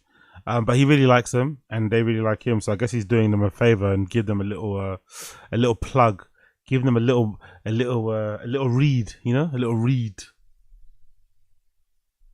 The fuck, swept left to get rid of them. Midnight Bean is your drink. You buy a bottle of this. You get a shaker. You make sure your fucking fridge has ice. And when she comes home, you have 2 of these on ice in the freezer. You pull them off and go, can I make you my specialty drink? Not knowing that your specialty drink was made by Kevin. You then shake it up good. First of all, back to her as you pour it into the fucking thing. Back to her. She does not need to. Yeah, big up Ryan Harty. I tried to listen to 2 Bears 1 Cave today and Bert kept popping up with the ads and I pay for YouTube Premium. Yeah, I think they've got don't your mum's house have they have memberships now, innit? Where you can watch their pods without ads, and the fucking time duration is crazy. Have you seen it? Please check their channel, right? Your mum's house. You could compare what the video is without ads, how long it is compared to with the ads. It's crazy, bro. And those ads are long. They have like 6+ proper hard baked ads that they do, or ad reads that they do. They go fucking ham on them. I think YouTube needs to figure out a way, maybe similar to like Twitch. Is Twitch like that? I wonder if YouTube will ever figure out a way where they could somehow combine YouTube Premium into YouTube membership, so that if you pay for a premium, you just, you know, you're technically already paying for a membership. So would that work? No, it wouldn't work. I think what did Twitch do? No, Twitch is free fucking my bad. Twitch is free Amazon Prime, right? I guess YouTube could do something similar. Like if you're a member of a channel, you get also Amazon Premium, or sorry, YouTube Premium. That might work. But I guess YouTube kind of needs the people to watch YouTube for free because that's where people watch the ads. So that kind of defeats the purpose. But yeah. To know that this is coming in a bottle. You shake it up, shake it up, shake it up, and then the froth is revealed in front of her face. Just, ooh, I hope you like this. And then you pass it to her. 2, 3 beans. 2 drinks in, and you're flicking her bean. I'm telling you. 3 beans to 1 bean. 3 beans. Okay, well, that's it. Plug over, boys. Plug over. Sorry for that. Plug over, plug over. But if you do want Midnight Bean, use the code AZ at checkout. If you want your bottle of lukewarm espresso martini. Big up the streamers, big up the chatters, big up the streamers. Big up Booth McGee, big up Chris Mack. Amazon Prime just gets you 1 monthly membership on Twitch, but there's an additional option that gets you no ads on any channel. Okay, really sick. Yeah, I wonder if YouTube will do that. Maybe the membership thing's not popping up as much as it is on Twitch, but I wonder if they'll do that. I guess they don't need to because they're technically making money off both things, but I wonder if they'll do that going forward. Anyway, let's get on to the main point of the show. The main point of the show is Chin. Chin's got a new vlog. We want to watch Chin's new vlog. So let's get on to Chin's vlog, right? We want to get on to Chin's blood clot vlog. Oh, actually, no. Wrong tab. There we go. There's Chin's vlog there. Let's go to Chin. Chin's got a new vlog. The title of the vlog is Rib Bone Faux Dinner. Solo camp cooking fish with a tricked out Toyota Tacoma at Lake Kachuma. For somebody that does podcast producing, his titling of his vlogs are horrible, isn't it? Like, he titles his vlogs really badly. Like, how you expect them to be found or anything? You know, like, not really good SEO here. Not a lot of, like, you know, not the most appetizing, pleasant, you know, title you see in your life. But hey, what do I know? I also title my things a bit shit. Let's see what Chin has to say. It's Chin SUYI. Yeah, you know me. We're heading over to Lake Kachuma right now. Yeah, you know me. Chin SUYI. Let me hear him say his name again. It's Chin SUYI. Yeah, you know me. It's Chin SUYI. Yeah, you know me. It's Chin SUYI. Yeah, you know me. It's Chin SUYI. Yeah, you know me. We're heading over to Lake Kachuma right now, just for like a quick one-nighter camp, cook, and possibly go fishing. But I left all my fishing gear, well, the majority of my fishing gear at my parents' house in my Prius. So I just brought a pole, like just a few lures, so we'll see what happens there. So we're just gonna head to the campsite, and it is my favorite campsite at Lake Kachuma, Site 480. It's like private as can be for this type of camping area, and beautiful views. So we're just gonna go there, set up, get the fire going, get some food going, and. By the way, I love how differently he drives his brother's truck.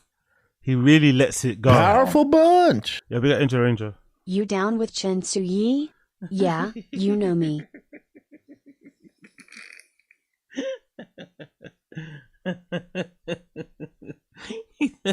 Why did I immediately hear the song in my head? Yeah, you know me. Just, yeah, you know.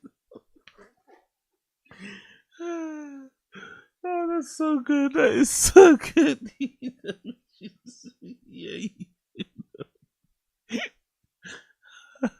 know. So fucking brilliant. Big up, Angel.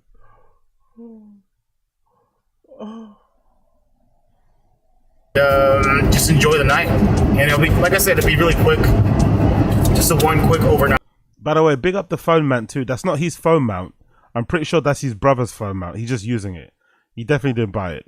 That's not his phone mount. But yeah, I just love how he's like whipping his brother's car. He's really pushing it. But when it's his own car, he drives like an old lady. Maybe because it's a Prius, he's maybe a bit more conscious. But I love how he's whipping his brother's car. He's proper feeling. He's loving it.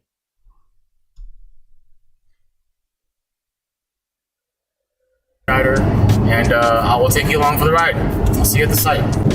Well, it's raining right now, so that's not a good sign. But hopefully it's just through this area here. Okay, well, the rain's getting a little bit worse now, and we're in the actual mountain. LA's a nice place to drive, isn't it?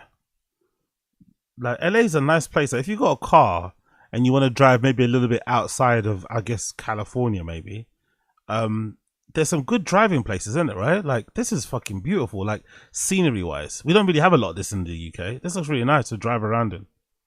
And I'm assuming you can really let it go, right? You can really put your foot on the pedal. Into the hills, so even closer to our destination.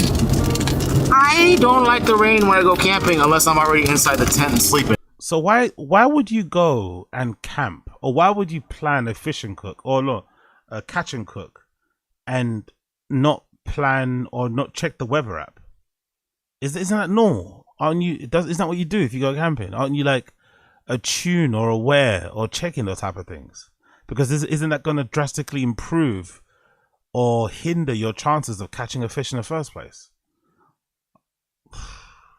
I've never even been fishing, and I would assume rain probably isn't good for fishing.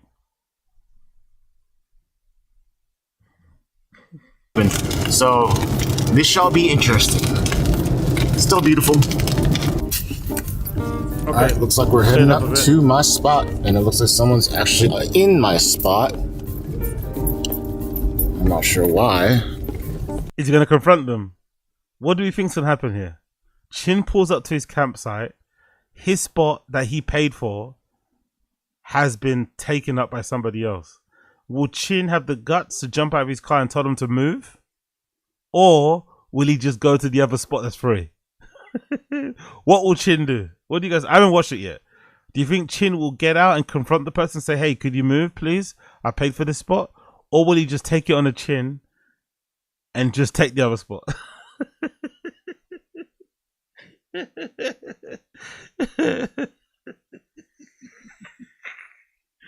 I have a feeling he's just going to take that shit. He's going to swallow that shit. He's not going to do anything. He's not going to do nothing, as Conor McGregor would say. He's going to do nothing.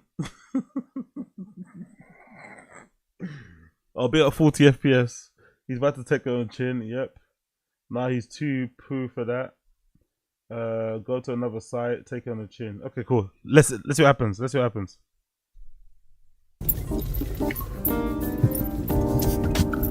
I just had a feeling someone would be in my spot for some reason. I just got to my gorgeous campsite. This whole area was to myself. Okay. And then what do I see? Some dude just parked his truck at my camp. Literally, my campsite is 480. He parked sheep parking. People gotta be more cool. So I'm just waiting for them to come back. I don't know where they're at. But, Oh, he's gonna confront them. Oh, he's got his little fucking he's got his little flannel on, right? He's got his cholo flannel on, so he's gonna confront them. Okay. Chin's waiting for him to get back. Okay. they're camped somewhere else. They just parked here. I don't know. I'm gonna try to be cool about this, but that really does bother me that someone parked literally in my campsite. Okay. Alright, let's try to ignore it. Hopefully they come by soon so I can just say, hey dude, this is my spot. Please park somewhere else. I don't know where they're at. Alright, let's get this set up. Yeah, Uche, new vlog. It just dropped the other day, I think. 1 day old. New vlog. They all feel like the same thing. It almost feels like we're on Groundhog Day, but this is a new vlog. I promise you, it's new.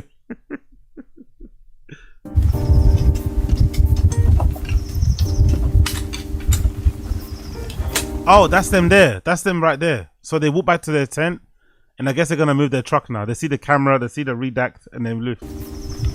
I didn't notice them walking back to the car, walking back to their truck since I was setting up my tent.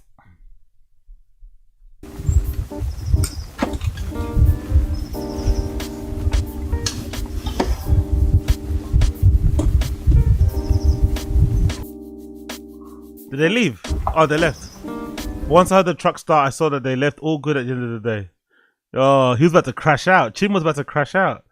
Okay. He avoided a confrontation. I didn't see them. Yeah, sure you didn't see them. Sure. Chin was hiding behind a tent, pretending he didn't see them, walk by, open the car door, talk. I love it. I didn't see them. All good. The number one reason we're supposed to be out here this weekend is because me, Nick, and their crew were supposed to go camping, but Nick bailed. Oh, has Chin got a new camera? Chin's got one of those cameras that follows you, innit? Yo, Chin spends some money on his gear, man. I like it. That's something I should be doing more often. Chin spends money. I think Chin's got one of those cameras that has the auto tracking feature on it, because the camera keeps moving around every time he moves or he says something. If you see this, I'm not mad at you. But yeah, the other main reason is I want to test out my new Jackery. I have all this gear in the way, but it is this bad bitch right here. Alright, calm down. You'd never call a girl that, but you're calling a fucking generator that. Let's relax. Did he Chin borrow that truck? Yeah, it's his brother's car. That's Chin's brother's truck. I'm pretty sure that's Chin's brother's truck. It's a Jackery 1000 version 2, and last time I went camping with heated blankets, because tonight's going to be very cold, at least for us Californians. It's going to be... Yo, Ashley Cummings in the chat. Wagwan. Ashley Cummings in the chat. Bang your chest, darling. How are you? 36 degrees. So last time I used a heated blanket with my Jackery 300, it lasted for a couple hours and it just conked out. And before we had 2 blankets connected, but I disconnected mine as soon as I saw the percentage, going down so fast. So I want to see how long this one lasts. Hopefully it'll last the entire... Yo, big up Kevin Cornell. Kevin Cornell, this is why we love Chin. Spends all his money on equipment, but doesn't have enough money to containers for meatballs. Exactly. That's why we love Chin. He spends, I don't know, thousands on generators and whatever else he does, camera equipment, microphones, but he doesn't have containers to take meatballs to work. So he takes them in a fucking saucepan and he puts that saucepan into a bucket, into a cardboard box. Sorry. He's the fucking best, man. He's the fucking best.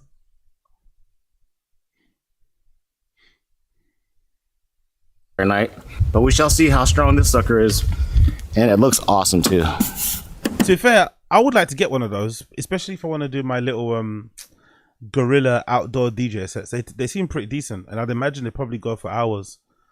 Maybe they actually seem like they work pretty well.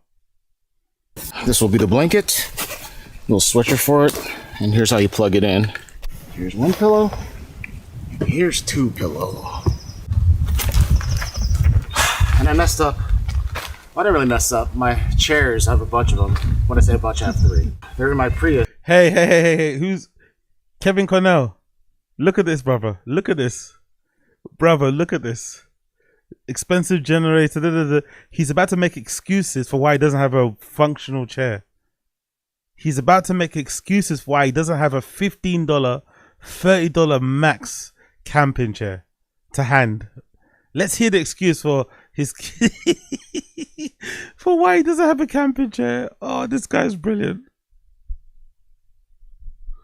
And my Prius is in Orange County at my parents' house, so I had to buy like a few knickknacks here and there that I already have, so I can go camping today. Therefore, I got this little folding stool at the market here. So now he's doubling up on the camping chairs. Fucking brilliant. You can see these at, or you can find these at Bass Pro Shops. These are like $5 at Bass Pro Shops, but here it is $17.90 something. So basically $20. It's better than nothing. Although I could also just sit on this beautiful bench right here and look at beautiful bench. Great views, by the way. Only Chin could make this view seem depressing. Only Chin could make this whole thing seem depressing. It's not. He's connecting to nature. He's in the great outdoors. I would say he's like breaking the link with his phone and shit and then untethering himself from that. But still, only Chin could make this look depressing. Only Chin. Look at the gorgeous view. I had to add that piece of wood underneath to balance out the tent a little bit so I'm not like tilted too much. It actually helps quite a bit. Now let me show you my favorite, probably like my number 2 favorite thing I've ever gotten for camping. It's this light. I forgot the name of it, but I'll show you right now.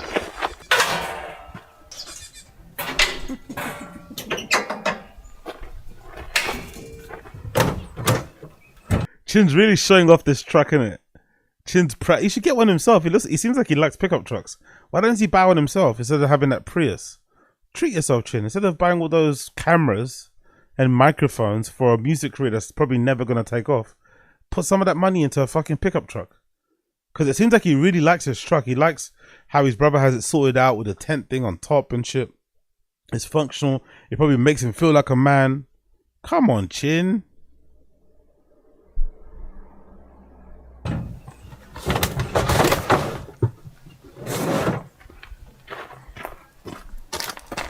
How much shit is in there? This right here. What the fuck is that? A bit pricey for $200, but I got it on sale for $229. What the fuck is that? It's there. Another super cool thing is... What? Is that a light?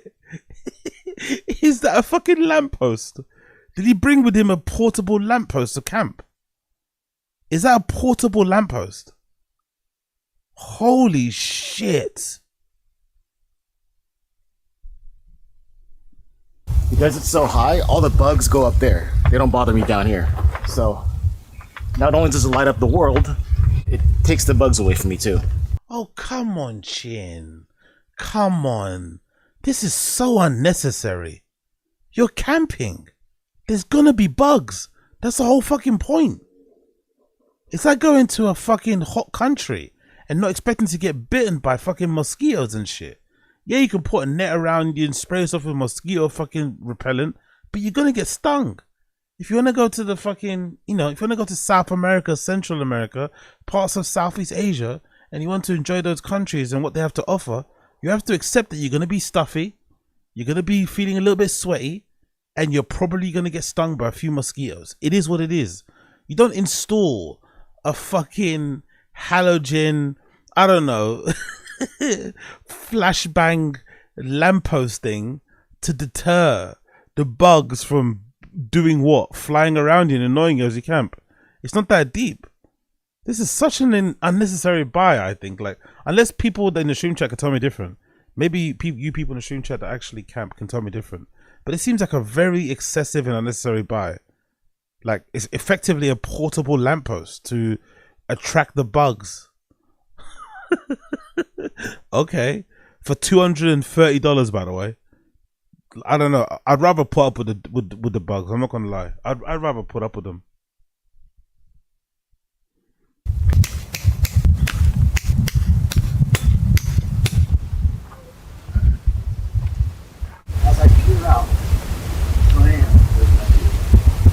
A little BTS of my Instagram story. This fucking guy, man. BTS, you know. Of course, I'm recording. So this is gonna vlog. I got my big rose Toyota Tacoma. This taco tricked out for another couple days, so I figured why not go to. Thank you. Big up Koila. Okay, I'm glad I'm not fucking going crazy. I bet Booth McGee, only a North Korean will do this. Big up Koila. I've camped my entire life, sometimes just a tarp. This is so, listen, thank you for saying that, brother. Because I haven't camped. I've been to festivals, and it's not the same, but, you know, let's say similar. Part of the fun is being a bit bare bones and just using what you have. Like, part of the fun is just, you know, having the bare necessities. But he is like, I guess he's a different type of camper. He wants to have like home comforts. He wants to bring his apartment to the outdoors. That's what he wants to do. Hence why he had that big tent that was like for 7 people that he kind of slept in because it felt like an apartment, you know? He's a bit strange, but usually when you camp, you just want to avoid getting wet, you know? That's basically about it, really. But it's more about being outdoors and, you know, reconnecting with nature and all that good stuff. But we're all different, I guess. Lake Kachuma for a quick one-nighter. And so there's my rooftop hotel. And as I peer out, bam, there's my view. And of course, I'm recording. I'm always recording. So this is gonna vlog. Honestly, what type of camping trip is this? All of these cameras, all of these gadgets, all of this electricity. That's the thing that's concerning about this. All of this electricity. Like, brother, turn off your camera, man. Put the tripod away and just, I don't know, enjoy your surroundings. Enjoy the landscape. I don't know. Legit touch grass. Cameras set up on different angles. One that tracks a microphone, BTS, Instagram. So it's like, God almighty, man. And all for what? How many views? For 2,000 views.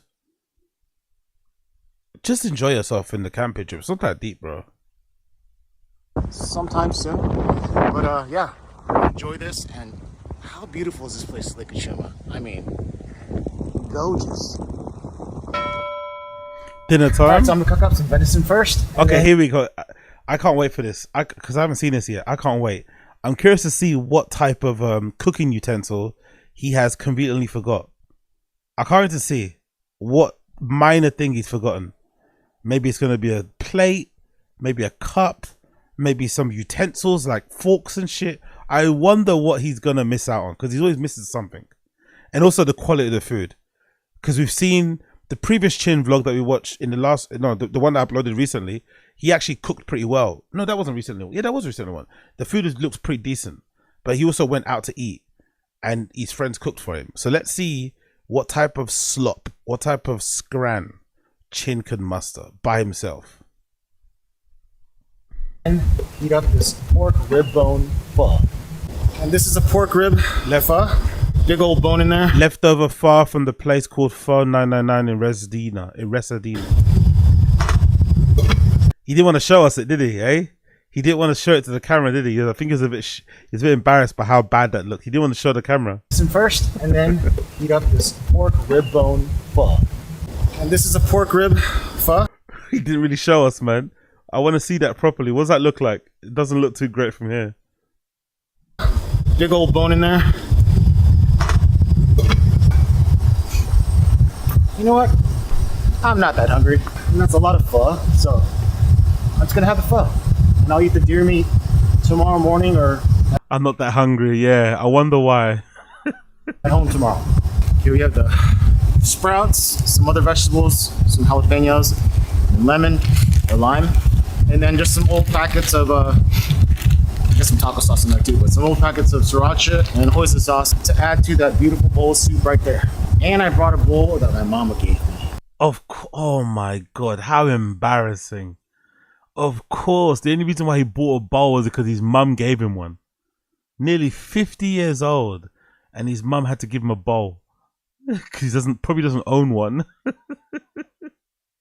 What a legend! What a legend!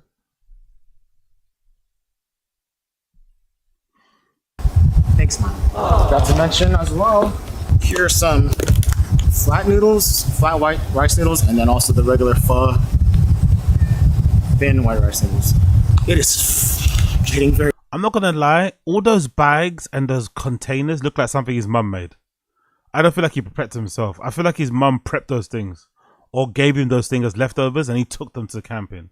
But I don't think he prepped any of those little Ziploc bags or the little... I don't think he prepped it himself.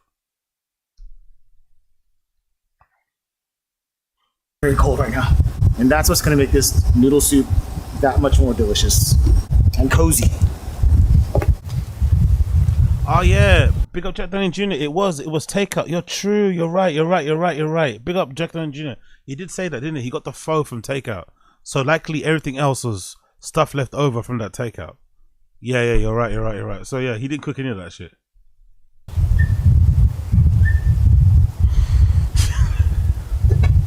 It's windy as fuck out there, isn't it? You picked the best time to fucking camp, by the way. It's windy as fuck, overcast as fuck as well. It looks really fucking cold. Chilly.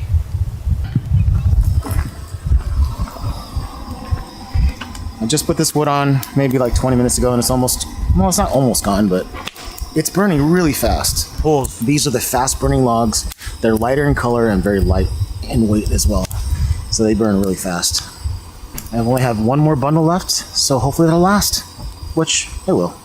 So the light's actually called Goal Zero Skylights. Once again, I'll put the actual model number. What's he saying about the skylight? Hold on, I missed that. What's he saying about the skylight? He's trying to justify the purchase. What's he saying about this fucking lamppost he brought to the fucking camping with him? Left, so hopefully it'll last, which it will. So the light's actually called Goal Zero Skylights. Once again, I'll put the actual model number in the lower thirds, but this is probably one of the best investments I've ever made when it comes to camping supplies. And I can't wait to show you how it looks. All right, get ready for this. Light show, look at this. For the light, the magic. It's a thing of beauty. Surely there's not even enough. I don't know about you, but when it's this windy, are there a lot of bugs out there? In general, when the conditions are this windy and it's this cold, are there even a lot of bugs flying around, crawling around anyway in the first place? Like, isn't this like the wrong temperature, the wrong weather to even test this at?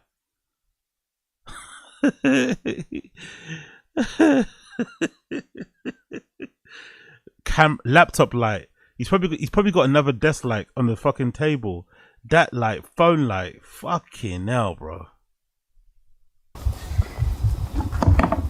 A few minutes later. Let me give you a quick update on what's happening so far. So that light that I was bragging about, the one that I thought was amazing with Goal Zero, it completely just shut off right now. I don't know what's going on. The power bank is perfectly fine.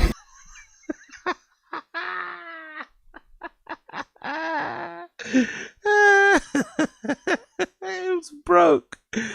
The $230 fucking lamp, portable lamp post is broken. Fucking hell.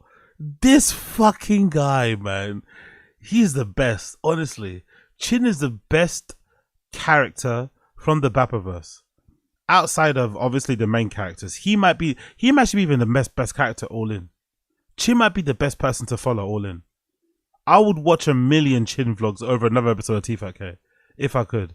He doesn't put them out that frequently. I would watch 1 million of these vlogs over TFATK. What a truly fascinating human.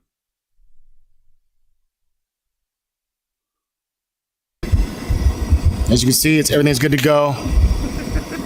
But that light, I don't know if you can see it. You probably can't.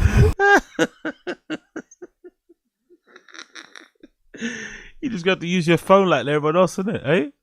You're just going to have to use your torch or your phone light like we all do. That fucking fancy lamppost. It doesn't work. $230. $230. And it was originally $300. He got it on a discount, by the way. He got on a special discount, actually. Yeah, I got on a special discount. Chin's the best. Dang it. That thing right there.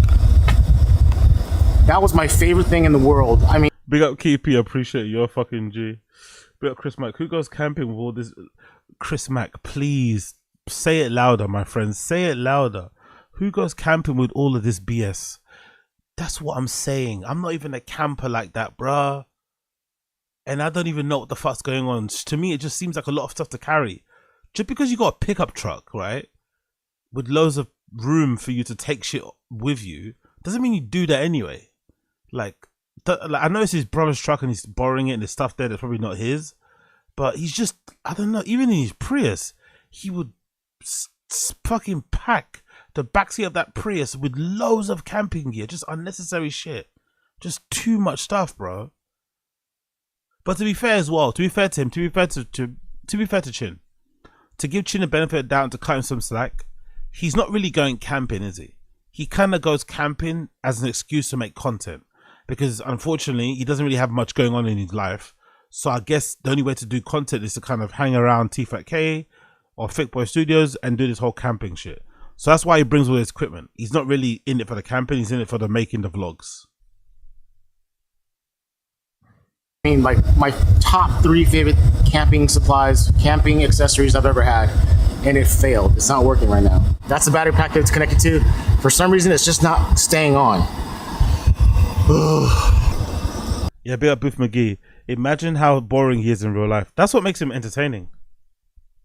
That's what makes him entertaining. What makes him entertaining is that he is really boring, but he's also incredibly entertaining. Like so much so. I'm just picturing this. Look how miserable he looks, right? Do you remember? He would do the unthinkable and put fucking what's her name? What's her name? Mojo, whatever her fucking name is, the ex-girlfriend. He'd put her through this shit, you know? It's bad enough that he's doing this to himself, but he'd put his ex-girlfriend through this shit. And because she loved him, she'd fucking grin and bear it. But you could tell she didn't like it. You can tell she was getting a bit miserable of having to, you know, spend time with this guy meant going fucking camping in the cold. It didn't mean going to a cinema or going to a fucking Christmas market or checking out a theater or going Disneyland. No, it meant going to this shit. She got a bit fed up. I think Jobbo, that's her name, Jobbo. He would make Jobbo go through this fucking shit. Absolutely crazy. Criminal boyfriend behavior. No wonder no wonder he's not with her anymore. Not sure who broke up with who, but yeah, no wonder they're not together anymore. Another thing is, my stove has been on high for the last 15 minutes, maybe even 20 minutes, and the broth is not boiling at all. See, it's...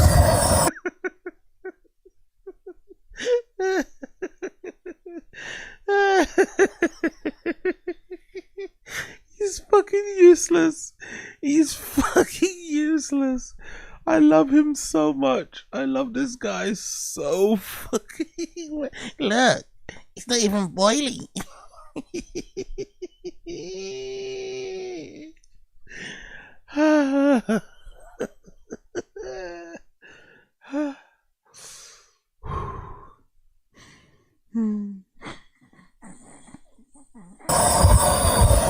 see this? It's not boiling. It's literally... It's not. Don't worry, we can tell. Don't worry, bro. We can see. We can see. He's 2-day old. He's likely 2-day old fucking pho is not boiling. He's gonna have to eat that shit cold, innit? 2-day old pho. Let's see. Just warm water right now. After 15 minutes, 15 to 20 minutes. So it's not going great right now. Earlier, the headlamp thing is so redacted. I'm not gonna lie. The little headlamp thing is so redacted. Earlier, everything was pretty good. But it did start off with someone parked in my camping spot, which was kind of weird. But we're gonna make the best of this. Hopefully, this goal zero thing, they let me do a return, and it's the sound of the fucking. It's the sound of the thing running out in the background that's getting me.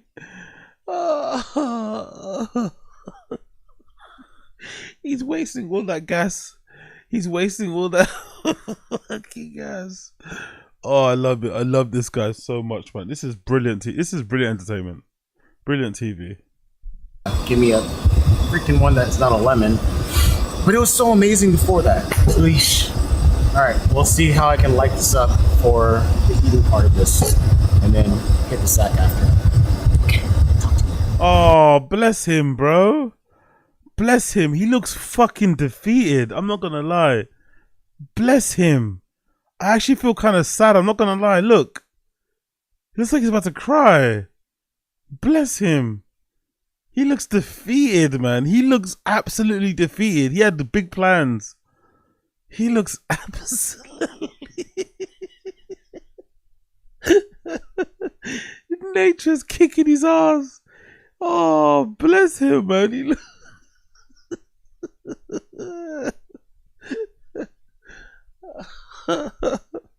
oh, fucking hell. This thing has been going on for at least 25, 30 minutes now. I don't know. He's going to crash out on that pot. He's going to crash out on that pot. He's going to crash out on that pot. Hold on. Ain't that the same pot you put the meatballs in? Wow. I think that's the same pot, you know. I think that's the same pot he put those famous meatballs in. So one moment that pot was all good vibes, right? And was making him happy because it was a sign of him, you know, feeding his fucking colleagues and impressing them with his cooking skills. The next moment is full of 2-day-old pho that he's unable to heat outside, likely because he doesn't have it up high enough or something, right? That might be the issue. Maybe partly to do with the wind blowing the fucking flame all over the place, so it's not, you know, heating it up in the central location underneath the saucepan. I'm sure there's reasons for why, very easy reasons to fucking figure out why this isn't working. But Chin has no idea. No idea. I don't know what else I can do. This is gonna eventually die, so I have to figure out how to cook this. I can't. So I'm gonna have like sort of lukewarm pho. Oh man. Here's the thing though, even though everything's failing, we're still camping, so just because we're camping, everything's all good. Knock on wood. Hardcore. You know what I just thought of? How about I just put the pot on the coals? He just figured it out. So what was the coals for in the first place? The coals just to heat him up. So he had he had the pot on the stove, and then he also had a pit with coals next to him, just on fire. Like, I didn't even see that. Oh my God, this guy. This guy, man. This guy. This guy. Alright, let's do that. Okay, so I scooted all the coals over to this side. This stupid grate, I can't move it. It's stuck, it's broken. It's been here for like forever, but you can't move it past that. So I just moved the coals over here. And even though I have a brand new pot, I want to eat a delicious dinner, especially after all the stuff that's going wrong tonight. I didn't tell you that. He's really hungry, isn't it? He's really hungry. He's looking for any solution that would work. He's really fucking hungry. As about the stuff that's gone wrong as far as like work-wise, but yeah, so anyways, I'm going to save you that. But oh, what's happened with work? Oh. Powerful bunch. Yo, big up pre-bump for logo. Shin's so sad when one of his $1,000 camping equipment doesn't work. Exactly. It's almost as if, you know, just spending money doesn't actually quite having good shit when it comes to camping gear. Oh, he's a fucking legend. But I wonder what's put him in a bad mood. So he seems to be in a really bad mood, or he's sad. So he's looking forward to this trip to kind of, you know, lift his spirits. So I wonder what's happened. Yeah, I'm gonna put the pot on this after the coals simmer down. Yo, big up IDZ. Chin, there's a 7-Eleven outside the parking lot. Don't even know. Don't give many ideas. Don't give many ideas. We need to see the horror show. We need to see the horror show play out. Big up IDZ. Just a little bit more, and then have a delicious Vietnamese noodle soup dinner in the cold with my lights all broken. But my heart is not. My heart is full. Sure, buddy. I'm saying too much. And just as I said, I'm going to put this in the coals. The Coleman, yeah, I turned it upside down too. The Coleman propane has died. This is fucking hell. Oh my God, bro. He's run out of... He spent all that time talking to the camera, and he didn't spend enough time turning off the stove just to save whatever he was left. And it's now all run out, so he has to put all these chips on this fire thing working. Oh yeah, this guy's incredible. This guy's incredible. Done. Let me see if I can even put my finger in this to see how hot it is. Can you see? Okay, let's see. Yeah, it's still lukewarm. My finger's deep in there. I don't know if you can see or not. Don't worry, we can see it, bro. Like, we can see it. We can see your fingers deep in that. We can see it. That is insane to me. But now that I thought of this should fix everything, I hope. Hopefully the handle doesn't get melted off though.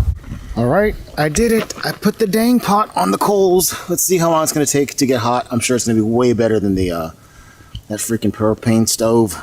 My lips are frozen. That's why I can't talk that well. Even though usually I can't. He's suffering. He's got frostbite. He's got frostbite. Oh my God, this guy's incredible, bro. This guy's incredible. Fucking hell. He's hungry. He's cold. He's likely wet. He's really upset, it seems like, because of the move to Texas. It's probably all over the place.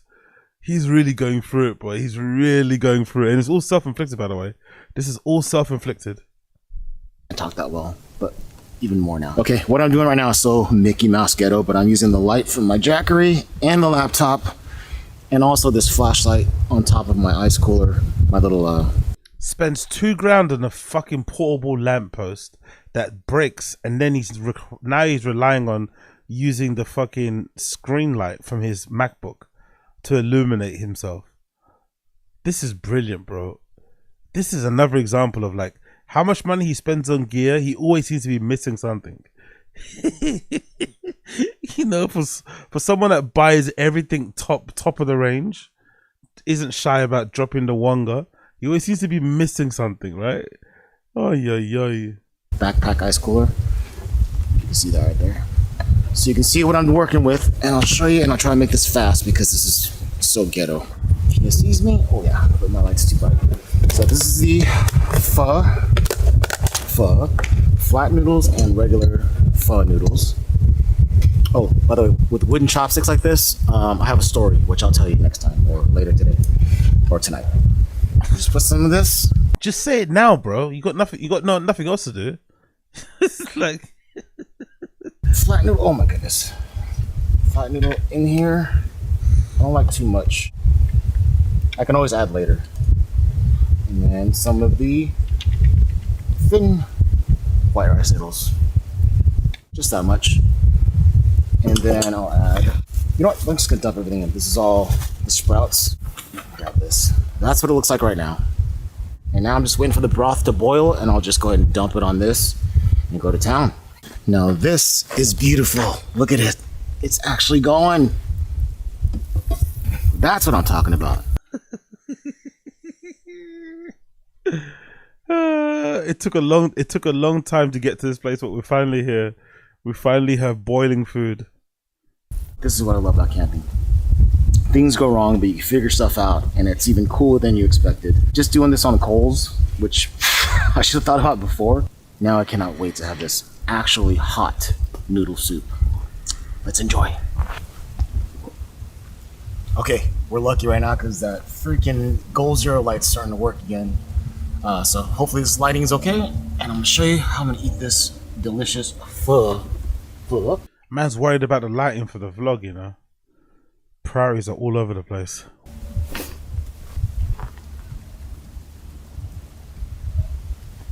Oh yeah. So I'm gonna go ahead and drop some of this broth in here. Yeah, here's that huge pork bone.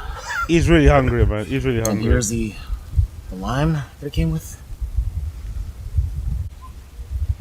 Oh, it's okay. Mix it up just a little bit. Let's take a bite of this. He's really hungry. There you go. Yeah, he's hungry.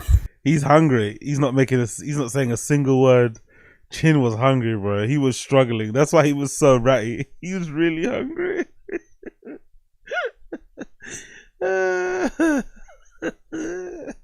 No fishing, no catch and cook. So he had to rely on that. He had to rely on this fucking takeout he got 2 days ago. Oh, brilliant. So much tendons and fat. Noodles.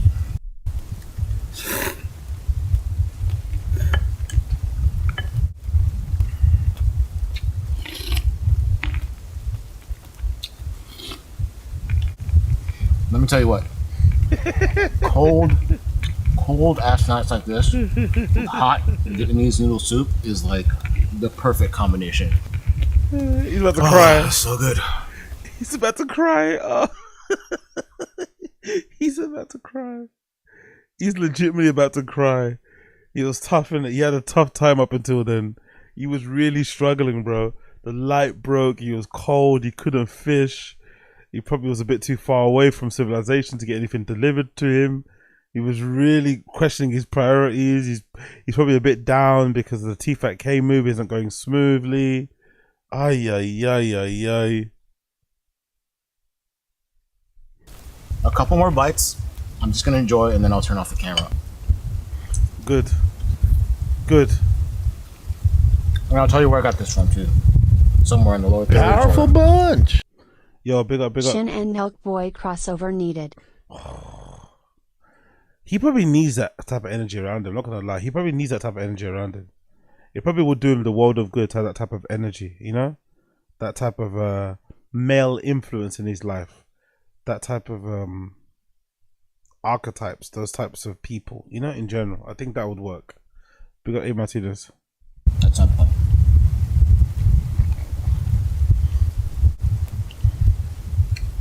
Enjoying himself. Oof, fucking hell. Oh, thank you. Big slurp.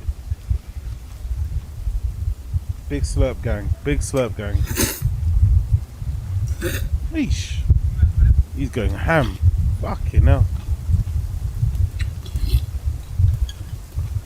Yeah, he's happy. He's happy, he's happy, he's happy, he's happy. I'm gonna enjoy the rest. I'll talk to you later. Mm-hmm. Good Just do boy. a quick walk around the truck to make sure everything's secure. Took all that stuff out. Is he going home now? Or is he sleeping? He's sleeping. Go. All right.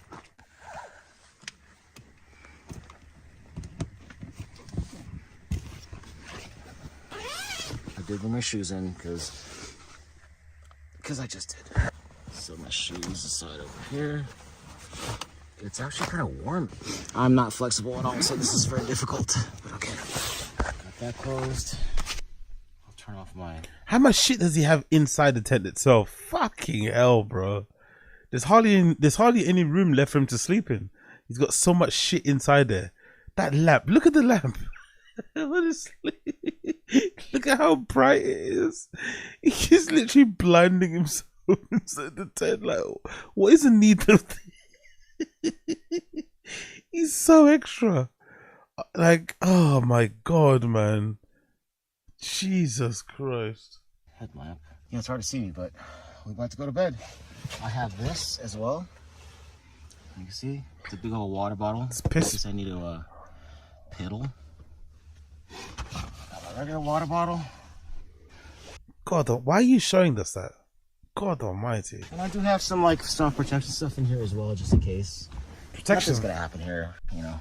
But self-protection stuff. He's got a gun in it. He's talking about a strap, isn't he? Self-protection stuff. He's got his fucking Glock inside that tent. Under his pillow, just in case. Or next to the fucking piss bottle. Alright. Alright, that's about it. I'll see you guys tomorrow morning. Badass chin. Say that it's 11-something p.m. here at Kachuma Lake. It's one of the main reasons why I was camping on this day was to test out my new Jackery heated blankets. supposed to be 36 degrees Fahrenheit here, which is like very cold when you're camping. And I'm actually hot right now. Not hot, but I'm warm right now. That's why I took off my jackets. And I'm not even climbing into my sleeping bag because I'm like, I'm a little too warm right now, which is so weird. But let's see how the night goes. I'll keep you posted. Usually when it's like 30 degrees or 30-something degrees, I'm freezing. Everyone around me is freezing. But for some reason, I'm feeling very warm. So yeah, I'll keep you posted. All right, good night. It did get very cold later. Next day.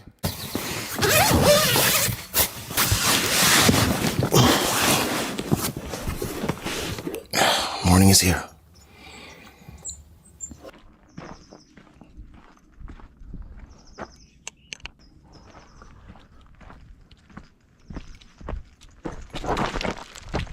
Oh, I scared all the fish away there.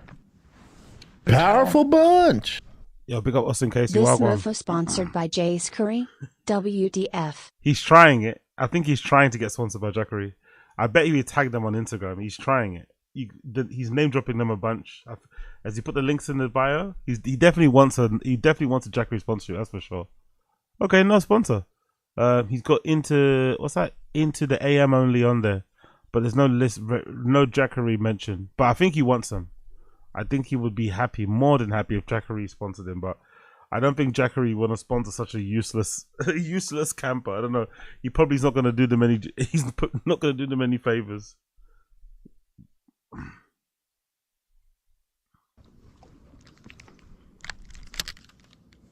I'm using a small gold Castmaster over there, and my guys at Capri hooked me up with this. Water's like very clear today.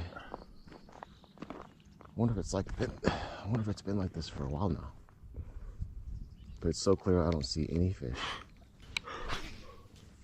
We'll end up seeing a nice sized trout very soon. Yeah, I need more lines on my spool. But this was the only gear I had at my place. Again, never has the gear he needs in it.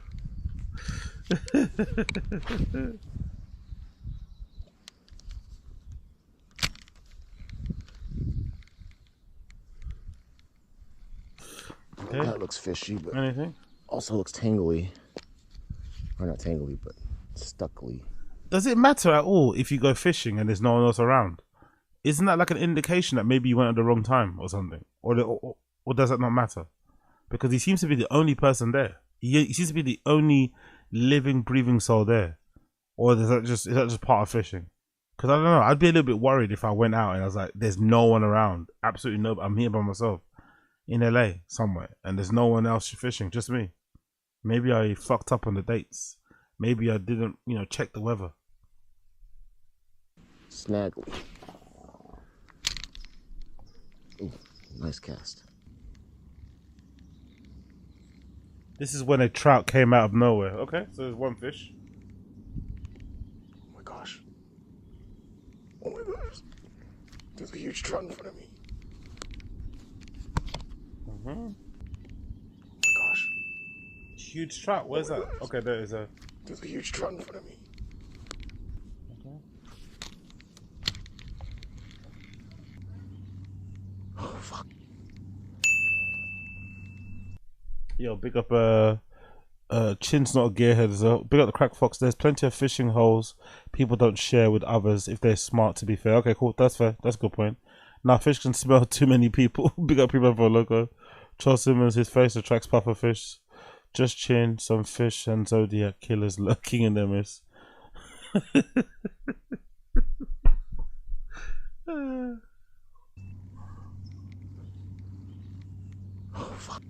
Okay, what's he doing now? He's really covering. It followed my lure twice and looked like it was going to strike, but it never hit.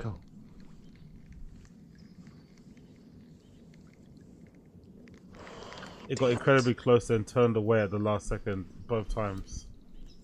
So big fat L for Chin. I wish I was prepared with a jig to bounce. It's crazy how fish make you shake like that. But it disappeared real fast. I don't know where the hell it went. I'm gonna throw that one more time over there.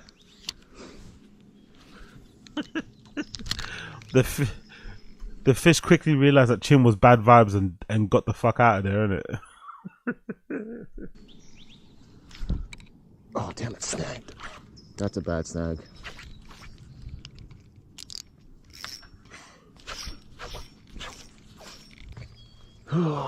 Jesus Christ. I need to regroup and calm down a little bit. He's really upset, isn't it? Yeah. Let's head back up, get some. He seems to be really upset today. I wonder if he's going to explain at the end of the vlog. He seems to be a little bit tightly, you know, highly strung. Let's say tightly strung, whatever that fucking saying is. He's really in his feels today. Doesn't seem he's like all the way happy. I wonder what's happened. I'd imagine it's something to do with Brendan and TFATK, but let's hear. Some more lures. Round 2. This Rapala is what I'm using. Come on, baby. Bring up P-Band for Local. As somebody who's fished a lot and his reeling is really bad, and when trying to get the fish to bite, yeah, everything he does is really bad, to be fair. Wasn't the after hours guys supposed to go camping with him? Maybe they flaked. Oh yeah, true. Good point, Usha. Yes. Yeah, they spoke about it, right? I think in the episode we watched, actually. Or maybe the one before that. Yeah, that's true. They were meant to go camping together. I think they did flake. They must have flaked. That's why he's probably out there by himself. But yeah, probably a good thing they flaked, because all the stuff that he brought, you know, to help them camp and shit, obviously wasn't going to work. Unless the other guy had his own fucking mansion tent to sleep in. But yeah. Even Chin's friends bailed on him. Sad, man. I'm not going to lie. I don't like that. That was the dumbest thing I could have done.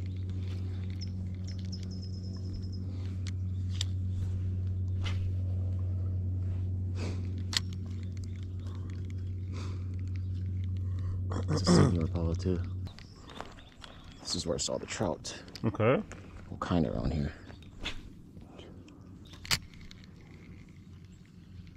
Damn, my glasses are all foggy.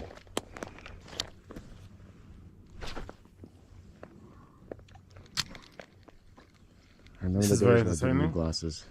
Go back to the original spot first. You know what? I'm gonna start walking around here. Let's see if he gets lucky. Let's see if he gets lucky. He's circling the wagon. Anything? Anything, brother? I'm about to call it quits. Aww. He's really sad. No, one trout was the excitement of the day. Anything? One last one? There you go. Something. Oh, fuck, I thought I got something. You got something. You got something. You got something. You got something? Alright. One more cast. Literally just one more. Did you get anything? I don't want to lose this lure. That's the main thing.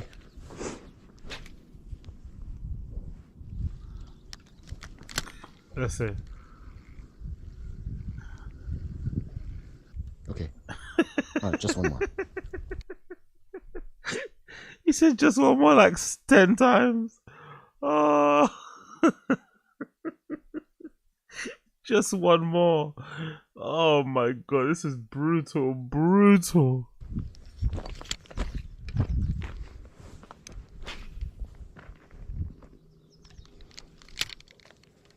Saw a log and I thought it was a fish. My eyes be playing tricks on me. Dios mío. Alright. Maybe I might come down a little bit later. That's all. Jesus. Oh, bless you. Look how beautiful. Bunch. Yeah, big up Austin Casey. Well, I'm so far behind. Is Chin moving to Austin too?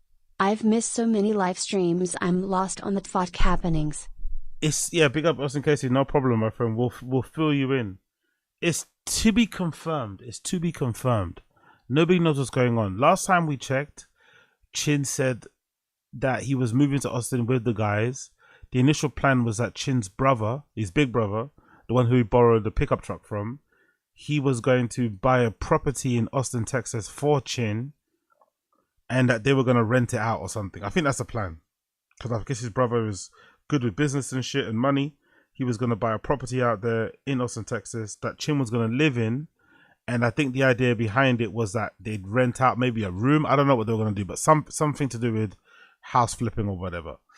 But then in recent episodes of TFATK, he's made it seem like he isn't going straight away because it's been difficult to find a property, or maybe he's his brother has found it hard to get that property over the line to sign for it. So in the meantime, he might have to rent. I'm not too sure. But it's not clear. And then recently on the episode of After Hours, he did mention how he wasn't sure if he was going and he might stay. So I'm not sure if that was a troll or whatever, but it's all over the gaff. My gut feeling is that he will go because he doesn't really have much. I won't say much ambition, but he's not that kind of a risk taker dude. So I think he will end up going with them to Austin, Texas, because that's the easiest thing to do. To go and just follow Brendan and Brian. But so far, it's TBC.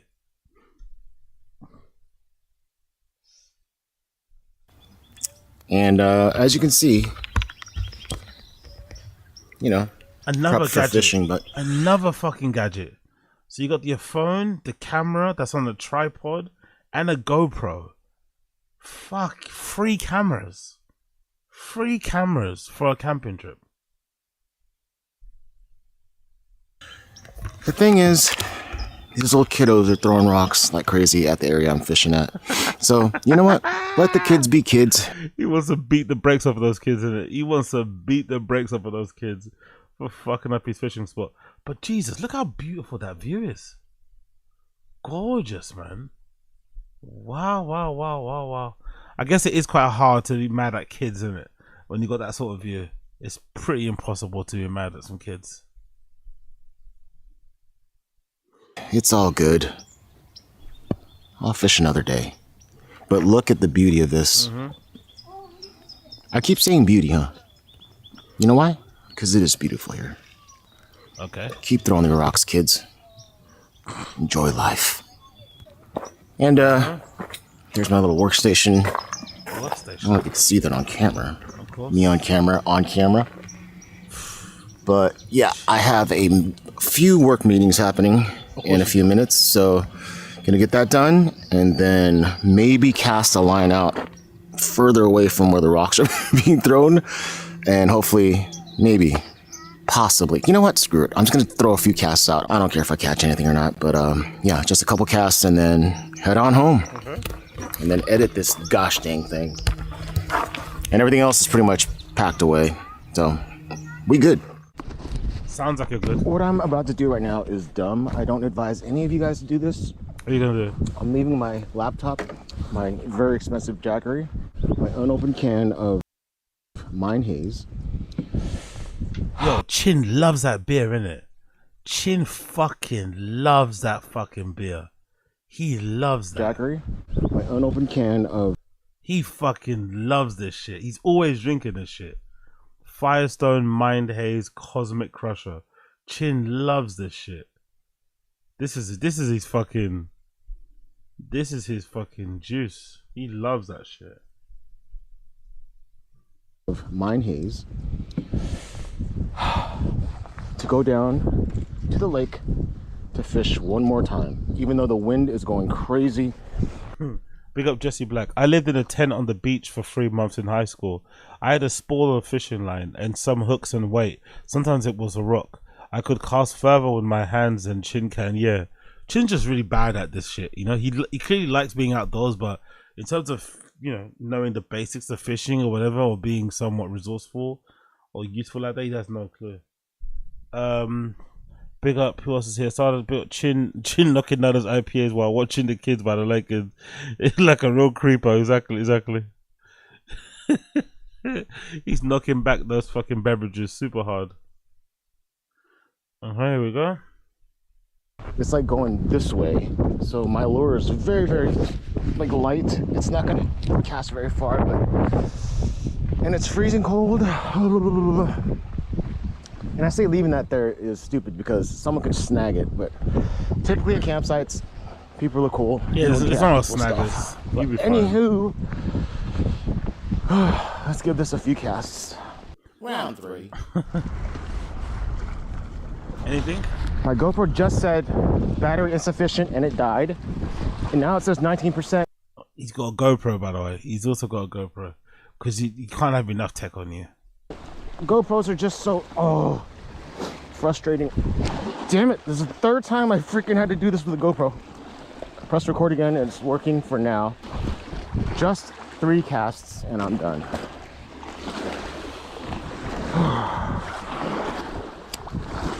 Okay, there we go. First cast. Let's go. Anything? Anybody? Just because I once said I didn't give up. Oh, it swims nicely. Second cast. Oh, that didn't work out well. Third cast. The wind is blowing so hard in my direction. It didn't work out well. So Understatement of the difficult. year, mate. You know Understatement of the year. 5 is my favorite number, so I'm going to do 2 more casts. Go on. 4th cast.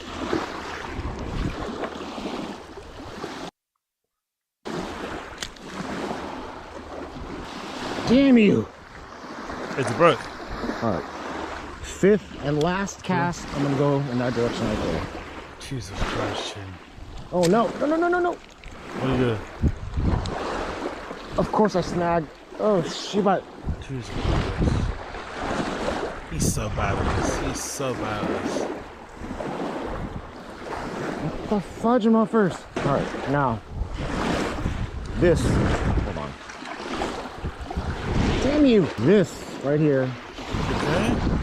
Will truly be the last cast. Look at this angle. Look at this nonsense, man. I wonder if he's just trying to like fill the time up, because there's really not much he does with his life. So I guess maybe he does these vlogs or these videos on purpose, this length, so that he could, you know, make himself feel good or some shit. I don't know. This is just bizarre. Number 6, I think. Yeah, 6. Oh shit. Last cast, I better not lose this lure. This is one of my favorite lures. It's a Rapala that mimics a baby rainbow trout. Powerful bunch. Okay, fine. One more cast. Yeah, big awesome, Casey. Chin the type of guy to have a head mount GoPro, chest mount for his phone, and a self-follow drone all just to film him being a crappy fisherman. Exactly. You'll get some beautiful drone shots and he's not catching a single fish. It's just him trying to continually hoping something bites. Honestly, he's the definition of like people that go to football games or practice, training or whatever, wearing all the fucking kit, the Nike Pro, this and that. You get them on the pitch, they don't know what to do. Same with this guy. All that fucking gear for nothing. Cast. Fudge him off first.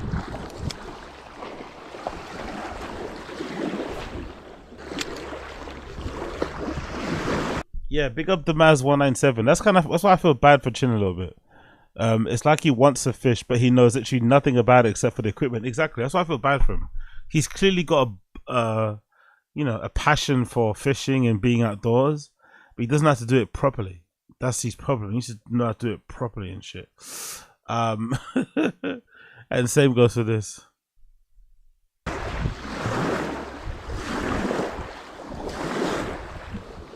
Okay, I tried. I really tried. It's just not my day today. But I did get to see that beautiful 13/14-inch rainbow trout that that went after my bait a few times. At least followed it. Okay. But never actually pulled the trigger to eat it.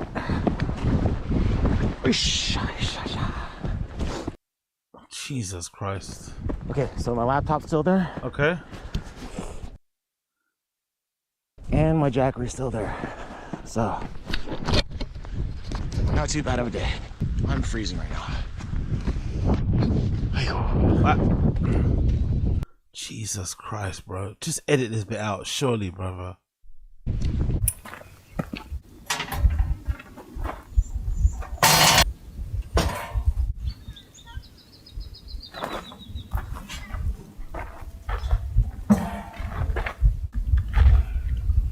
Do you think Chin ever wears trousers again because of the tattoos he has? Is this like a permanent decision he has to make style-wise? because he has these really big, leg tattoos, he just can never wear shorts. I find it hilarious.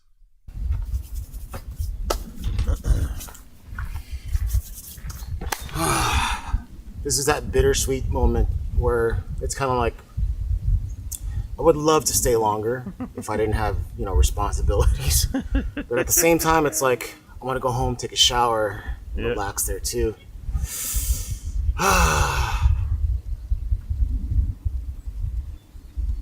That nigga's lonely, isn't it? That sigh, that stance, or the way he's crouching, that nigga's lonely, man. He really starting to feel it now. He's really lonely. He's starting to preoccupy himself with loads of things at the same time. But I've always been like that, you know what I mean? He's just increasing it, but hey. He's contemplating all these life decisions right now. He's contemplating everything. Sorry, contemplating everything right now. He really is.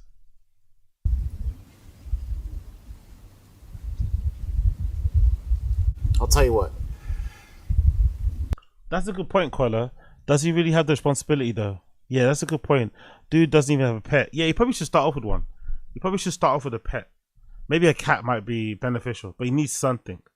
He needs something because, yeah, going from driving electric cars or whatever, all this sort of shit.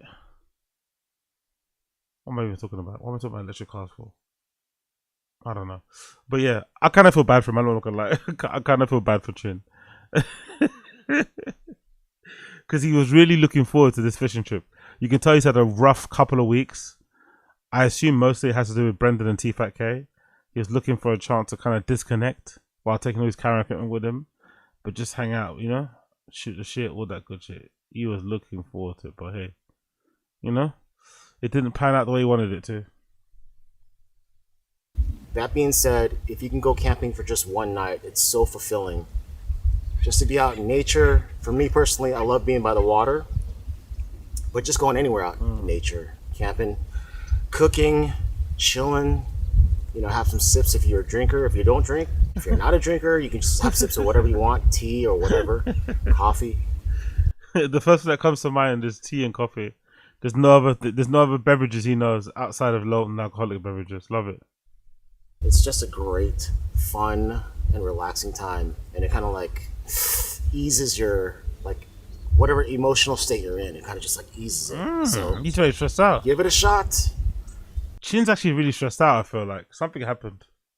Hopefully he elaborates on it. Something definitely happened. And now, 2-hour drive home. Not too bad. All right. Chin out. One last thing, make sure you clean up everything around you, even if it's not your trash. Some people leave trash. It sucks, but just pick up a few things. Of course he's a fucking do-gooder. Of course. Things that people left over. And whoever you guys are, I don't like that. It's not cool. But yeah, anyway, if you are camping, just pick up little scraps here and there that you see. And keep these campgrounds nice and clean so anyone else that comes through here will enjoy it and have wonderful memories. All right, let's go home.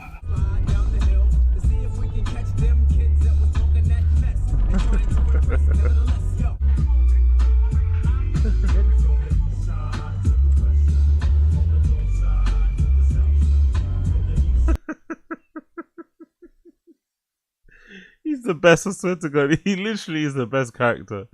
This guy is the best character, man. He's so fucking funny. Without even trying. Without even fucking trying. He's fucking the best guy ever. I love him. Love a bit of Chin. Love a bit of Chin. Make sure you smash it. Check him out. There's his channel. Chin SUYI. Rib bone faux dinner. Solo camp and fish and cook with tricked out Toyota Tacoma at Lake Kakuma. Are you dumb? Let's move on actually. Big up in stream chat that's tuned in. I appreciate you. Before we continue, let's play this quickly. Fuck, Vitaly's in prison. When did Vitaly justice has been served? What happened to Vitaly? What happened to Vitaly? What happened to Blood Club Vitaly? Is he in trouble? Is he going to the actual Philippine prison? Secretary John Vic Remulla will now make a statement. Wow. The Philippines have By the way, he's not trolling anymore, is he? He's not really happy. He's not trolling. officially fought back and justice has been served because DRUNKEN will not be tolerated. Ah, fuck my computer. Bear me a second, bear me a second, bear me a second. My computer's fucking freezing up for some reason. Have I got everything going? Whoops, that's probably why. That's probably why. Bear with me 1 second. Now I know why my computer's running a bit slow. Oopsie doopsie. Big up in the stream chat. Smash the like button for me. Hit subscribe. All that good shit. Appreciate you. Get involved in the chat. Join the fucking Discord. Good group of people over there. Good group of people over there. You know the vibes. You know the fucking vibes. Big up Jesse Black. I was halfway paying attention. Did he eat more than 1 meal? Nope. That 1 meal is what he ate. Jesse Black. That 1 meal is what he ate. Because he didn't have any other food and he's shit at cooking shit. But yeah, that 1 meal is what he ate. Cool. We're done. We're done. We're done. We're back. We're back. We're back. We're back. Let's go. In ensuring that the Hold on, let's go back. Let's start again. One more time. Apologies there. Vitaly has been served courtesy of the channel Just Koosh. Just Kosh. Just Cooch. Secretary John Vic Remulla will now make a statement. The Philippines have officially fought back and justice has been served because DRUNKEN will not be tolerated in the Philippines. W Philippines over here. My fingers were crossed that they're going to take this shit personal, and it is personal right now. Also this morning, Secretary Remulla presented to the media the Russian vlogger who's been detained by authorities for harassing Filipinos at Bonifacio Global. Wow. He's on the Philippines fucking news. That is crazy. They legitimately put him in prison. That's hilarious. Vitaly, man. What a fucking psycho. City in Taguig. The interior chief gave the assurance the Russian national will receive no special treatment. Wow. Remulla also vowed the vlogger will not be deported until a verdict is reached in the cases against him. So today the Interior Secretary made a statement. No deportation. You have to serve that sentence. You in trouble. And brought Vitaly and said, talk to the hand because the face and listening when Vitaly decided to, pull his demon move activities. Oh, I didn't even notice that. He said multiple times in his life, decided to, pull his... That is a stone arm. That is a universal shut the fuck up. That is a universal shut the fuck up. Oh, that's brilliant. Demon move activities, like he said multiple times in his live stream, because he's gonna go, demon mode from now on. But that demon mode didn't really last long. After undercover cops put handcuffs on him at his hotel and took him to the station, as we discussed in the previous videos, what is he charged at if you just woke up to this whole case? He's been harassing people, he's been ruining businesses, and he even stole an AC. Let me give you a quick montage of things. No, yes. Jesus Christ. But I think he was doing it on purpose to try and get arrested, right? I think that's the whole troll, wasn't it? Wasn't the whole troll of him going there? He went to capitalize, he went to kind of like capitalize on what Johnny Somali did and purposely get arrested somewhere. I think that was his whole point. But the smile he had when he got arrested, the smile that he had when he was, around those people, I think was a court or whatever it may be, was very, very different. No? What are you gonna do? Hello. Hello. Can I shove this up your booty? Excuse me, madam. I'm gonna rob you if you keep walking away. I want to give you money. No, okay. Okay, because you got a COVID mask, you liberal. Now, during the statement, the Interior Secretary said that Jesus Christ, that foreigners' actions will have consequences. Doesn't matter. You come to our country, you need to. Consequences have actions, pimp. Consequences have actions, pimp. respect the laws. The law is the law. You donkey. No donkey activities will be tolerated, no matter where you're from, who you're with, what connections you have. Once you do the crime, you have to do the time. So there will be no deportation, and he, for now, faces 5 charges of harassment and disruptive behavior following a series of controversial videos filmed in the Philippines. During the statement, they even showed videos where Vitaly attempted to kiss a Filipina, pretended to rob a pedestrian, and disregarded the security guard's order to stop filming. According to the Philippines media, he admitted to his actions during the investigation. Yeah, what the fuck else is gonna say? It's all on video. That was AI? I don't think so. The Interior Secretary also said that people have to take responsibility for the content they create. It is not a license to shame, hurt, or, belittle anyone. Now, Vitaly is a very famous man in Philippines right now. Filipinos just want to see him and talk him in the face, but the government is doing that for them. This is a statement that the Interior of Tourism of some government employee, very important lady, this is the statement she had to give. Any form of abuse, and we fully support our law enforcement agencies, including the Bureau of Immigration, in ensuring that the offending tourist is able to be meted out with a concomitant penalty under the law. This is really good, man. I'm glad to see this fucking W's in the chat for these Asian countries, because it seemed like for a minute some of them seemed like they were apprehensive, if not scared, to punish some of these nuisance streamers because maybe they thought it would harm their international relations and shit. But nah, man, like, you don't want to give people ideas. You don't want to make it seem like you guys are a soft touch. And you also want to punish these fucking, these absolute bums, right, who are going around these places purposely to rile them up because they know they can get away with more over there than they did back home. They know the first place they go to, they're gonna get fucking swarmed and probably fucking stuff chucked at them and shit. So it dissuades people. So I guess in this regard, if Vitaly goes in, or Vitaly, however you fucking say his name, if he has to serve a pretty lengthy prison time for something that wasn't that big of a deal, and then the girls around her and stuff didn't corroborate a story, there we are.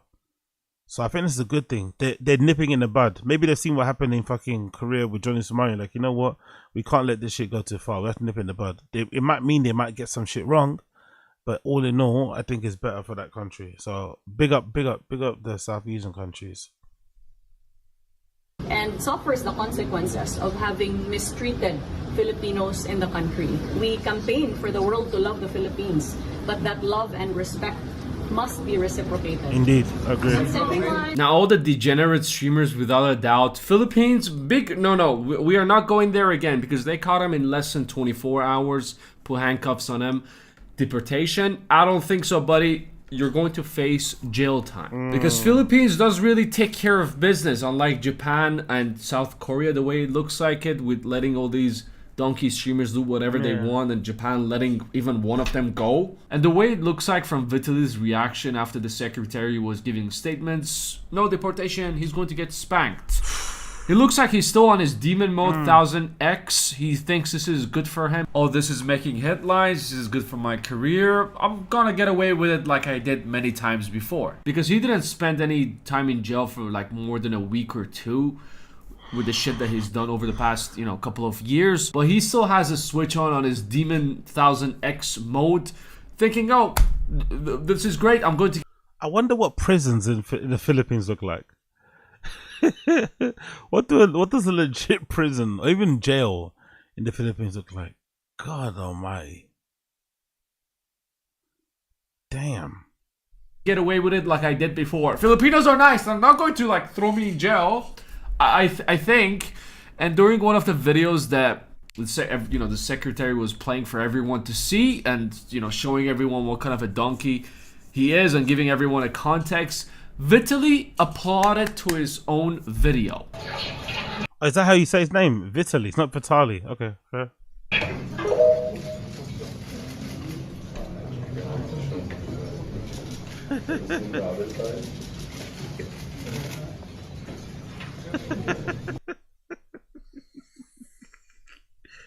He thinks he can sweet talk his way out of this, and he really does.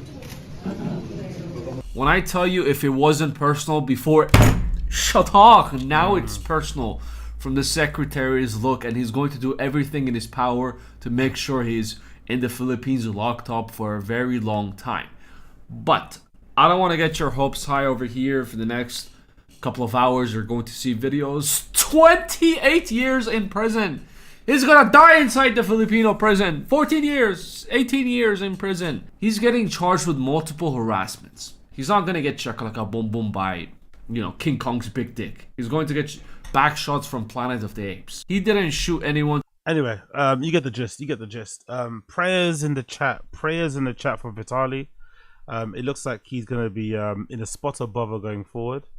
Pretty crazy how this is all kind of played out. But yeah. What can you do? What can you do? What can you do? So, I think that's it for now, isn't it? I think I've done most of my things, haven't I? Oh, let's double check the Reddit actually before I finish. Let's double check the Reddit. Let's double check the Reddit. What have I missed out on the Reddit? Big up everybody tuning in. Appreciate you guys. Smash the like button, hit subscribe down below. Oh yeah, we got some BC stuff in it. What did BC say? BC credited the subreddit for content. I think I got that here. Yeah, there we go. BC crediting the subreddit for content. Let's play this one. Do you know, speaking of future President Conor McGregor of Ireland fame, there are people out there who believe he can win the election. Do you know this? I don't know enough about the Irish system to say confidently, but from what I've heard, it seems like a long shot. Well, let's hear. There's somebody that believes. Fight, and it's running for president. It's so good. Oh, big up BC, bro. Big up BC. Of Ireland. I like everyone's like, he doesn't have a chance. You know what they're doing? Like, buddy, did you not learn from the Trump shit? You don't have to have a background in politics these days. Politics are not what you grew up with as a kid. It's not your dad's politics. Usually the most politics, politics, not politics, politics, politics. Most famous guy wins. Yeah, but he has this dark history. Did you not learn from Trump? He has some shit in his background too. It doesn't matter. It doesn't matter. People just want to change. You're not voting for him to marry your daughter. How is that like a sign of like redactedness to talk with such authority whilst being completely uninformed about the topic you're speaking about? Like, he's talking with a lot of certainty. He's talking with a lot of certainty about a topic he knows absolutely nothing about. Like, he probably couldn't name you who the current fucking Prime Minister, President of Ireland is right now. He probably couldn't name it to. He probably has no idea about the term times, how they vote in the elections, blah, blah, blah. He probably couldn't name the different parties in Ireland. Yet he's talking from a place of authority as if he has any type of inside knowledge or insight in general about how fucking Conor McGregor could become the next fucking president / prime minister of fucking Ireland. It's like, Jesus Christ, that's such a talent in itself, you know, to be that confidently wrong. You're just voting on something different. That's all it is. No one gives a fuck. And they're going to run on that and try and smear his name. None of that works. Luke, that's an interesting take. He went on to say that we doing skits and bits here. No, he went on to say that he doesn't know a lot about Ireland, but he believes Conor can win it. Let's go to the Ireland tabloids. They did a poll. They don't think it. And 90% felt that. I like the attribution wasn't actually his show, but it was the Reddit, the subreddit. Hey, wherever we skits and bits. Oh, so good, so good. Big up BC, man. He's so good. What a brilliant pull. But yeah, Brendan's confidence is fucking funny. But it also might be tied to Conor, because Brendan's a bit of a Conor nut hugger, in it. So maybe it's less to do with him thinking Conor could win and him just wanting to praise Conor McGregor at all points, you know? There's another one. Look, if you wanted to hurt me, you got me, brother. What's this about? I like the attribution wasn't actually his show, but it was the Reddit, the subreddit. Hey, wherever we let's go to regional MMA. Luke, what? Cool. What else happened here? Yeah, there's no other post. I've missed out on the Find the Kids sub. Okay, cool. Let's play this then. Let's play this. What's this? Bappa unretires Connor after just 1 week. You missed it all. The Connor come up. We're not here to take part. We're here to take over. Oh my God. Now he's running for president of fucking Ireland and never fighting again.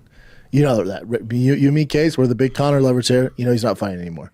Yeah, I was saying that after the Chandler fight was off. 1 week later. I've been saying this for a hot second. Patty Connor's going to happen. But Patty has to get past Chandler.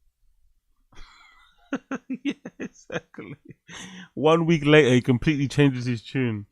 Paddy Pimblett versus Connor. Where did that come from, by the way? That'd be a weird matchup of a fight, to be fair. Okay. Paddy Conor McGregor. That would be interesting. Because I guess Connor's technically got, what, 2 fights left on his contract? So I guess maybe. Doesn't seem like an odd matchup, though, regardless. But hey.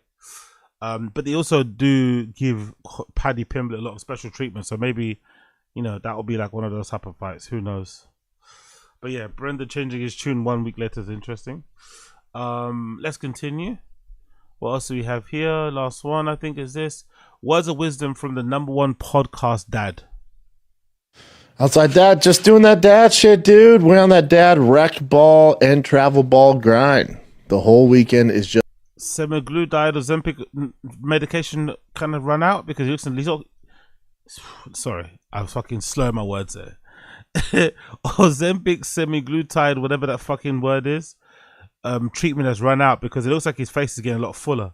It's not as hollowed out or sunken as it was previously when he was bang on the fucking, you know, what's it called? The Ozempic, you know?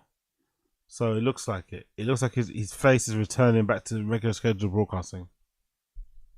Just baseball on baseball. It's also not that interesting. Like, is there anything worse when people are telling you about their schedule with their kids? Like, unless it's your kids or you're on the same baseball team or you're in the same school, you really don't give a fuck. Right. Fucking hell. Ball is, we'll never do it again. We'll never. Yeah, big up Disease. AZ, my podcast sitter, will you be my next travel ball game? Yeah, of course. Big up Disease. Never do it again. Just gonna stick with travel moving forward. Especially when we get to Texas, probably all travel out there. Racquetball is tough. We got a game tonight. Tigers versus the Rangers, and I have no expectations. That's how you got to do it as a dad. I heard someone say this for all you dads out there. Kids are playing sports, especially baseball. For whatever reason, the baseball dad is a particular type of dad. Loads of projection here. He's trying to talk about other people whilst also accurately describing himself. Loads of fucking projection going on right here. That criticize their son, knowing damn well they couldn't hit the ball that 9-year-old's throwing. There's no way, but yet they have all the answers, and they probably quit playing baseball in high school. For those dads, that applies to Brendan in football as well, doesn't it? Jesus Christ. What a funny guy out there. If you want your kid to quit playing baseball, do this. And if you want him to quit playing video games, so if you want your kid playing less video games, criticize him while he's playing video games like you criticize him playing baseball. So when he's playing Fortnite or Rivals or the MLB Show or Madden, sit over his shoulder and go, no, you should hit X. No, what are you doing? You should go here. No, hit X faster. Oh, come on, dude. L1. Do that. Criticize your son when he's playing video games if you want him to quit. Do the exact same thing you do when you're sitting in the bleachers and your kid's playing baseball and he knows he's made a mistake and you embarrassed him yelling at him. Do the exact same thing when he's playing video games and he will stop playing video games. Because if you're going to do that when they're playing baseball, they're going to stop playing baseball.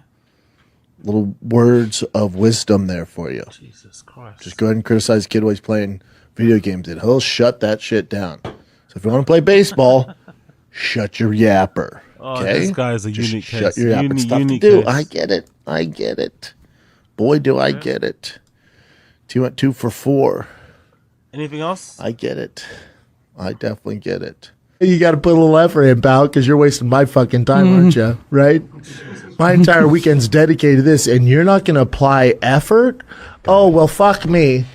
Wow. Now I'm not your dad. Okay, cool. So that's Papa. That's Papa. We're gonna pause it for now, my friends. We're gonna pause it for now, and we're gonna pick this up again tomorrow. Tomorrow's schedule will be probably a Taz in the morning, and then we'll probably do another random show in the afternoon. I also want to get through the Kill Tony, innit? I gotta do that. Well, so anyway, I'll figure it out. But yeah, tomorrow will be Taz probably in the morning, and then Taz in the morning, and then fucking random show later on that evening too. So click the link in bio and that good shit. But yeah, man, appreciate all of you for tuning in. Appreciate everyone for tuning in. Thank you for hanging out with me. Day number 7 of the marathon stream. Appreciate you. And yeah, man, we'll see you guys tomorrow, innit? We'll be back here tomorrow once again. Smash the like, hit subscribe, become a member, all that good shit. And I'll see you guys again tomorrow. But thank you for tuning. It's been a fucking pleasure. Never a chore. And I'll see you guys again on the other side. Blessed.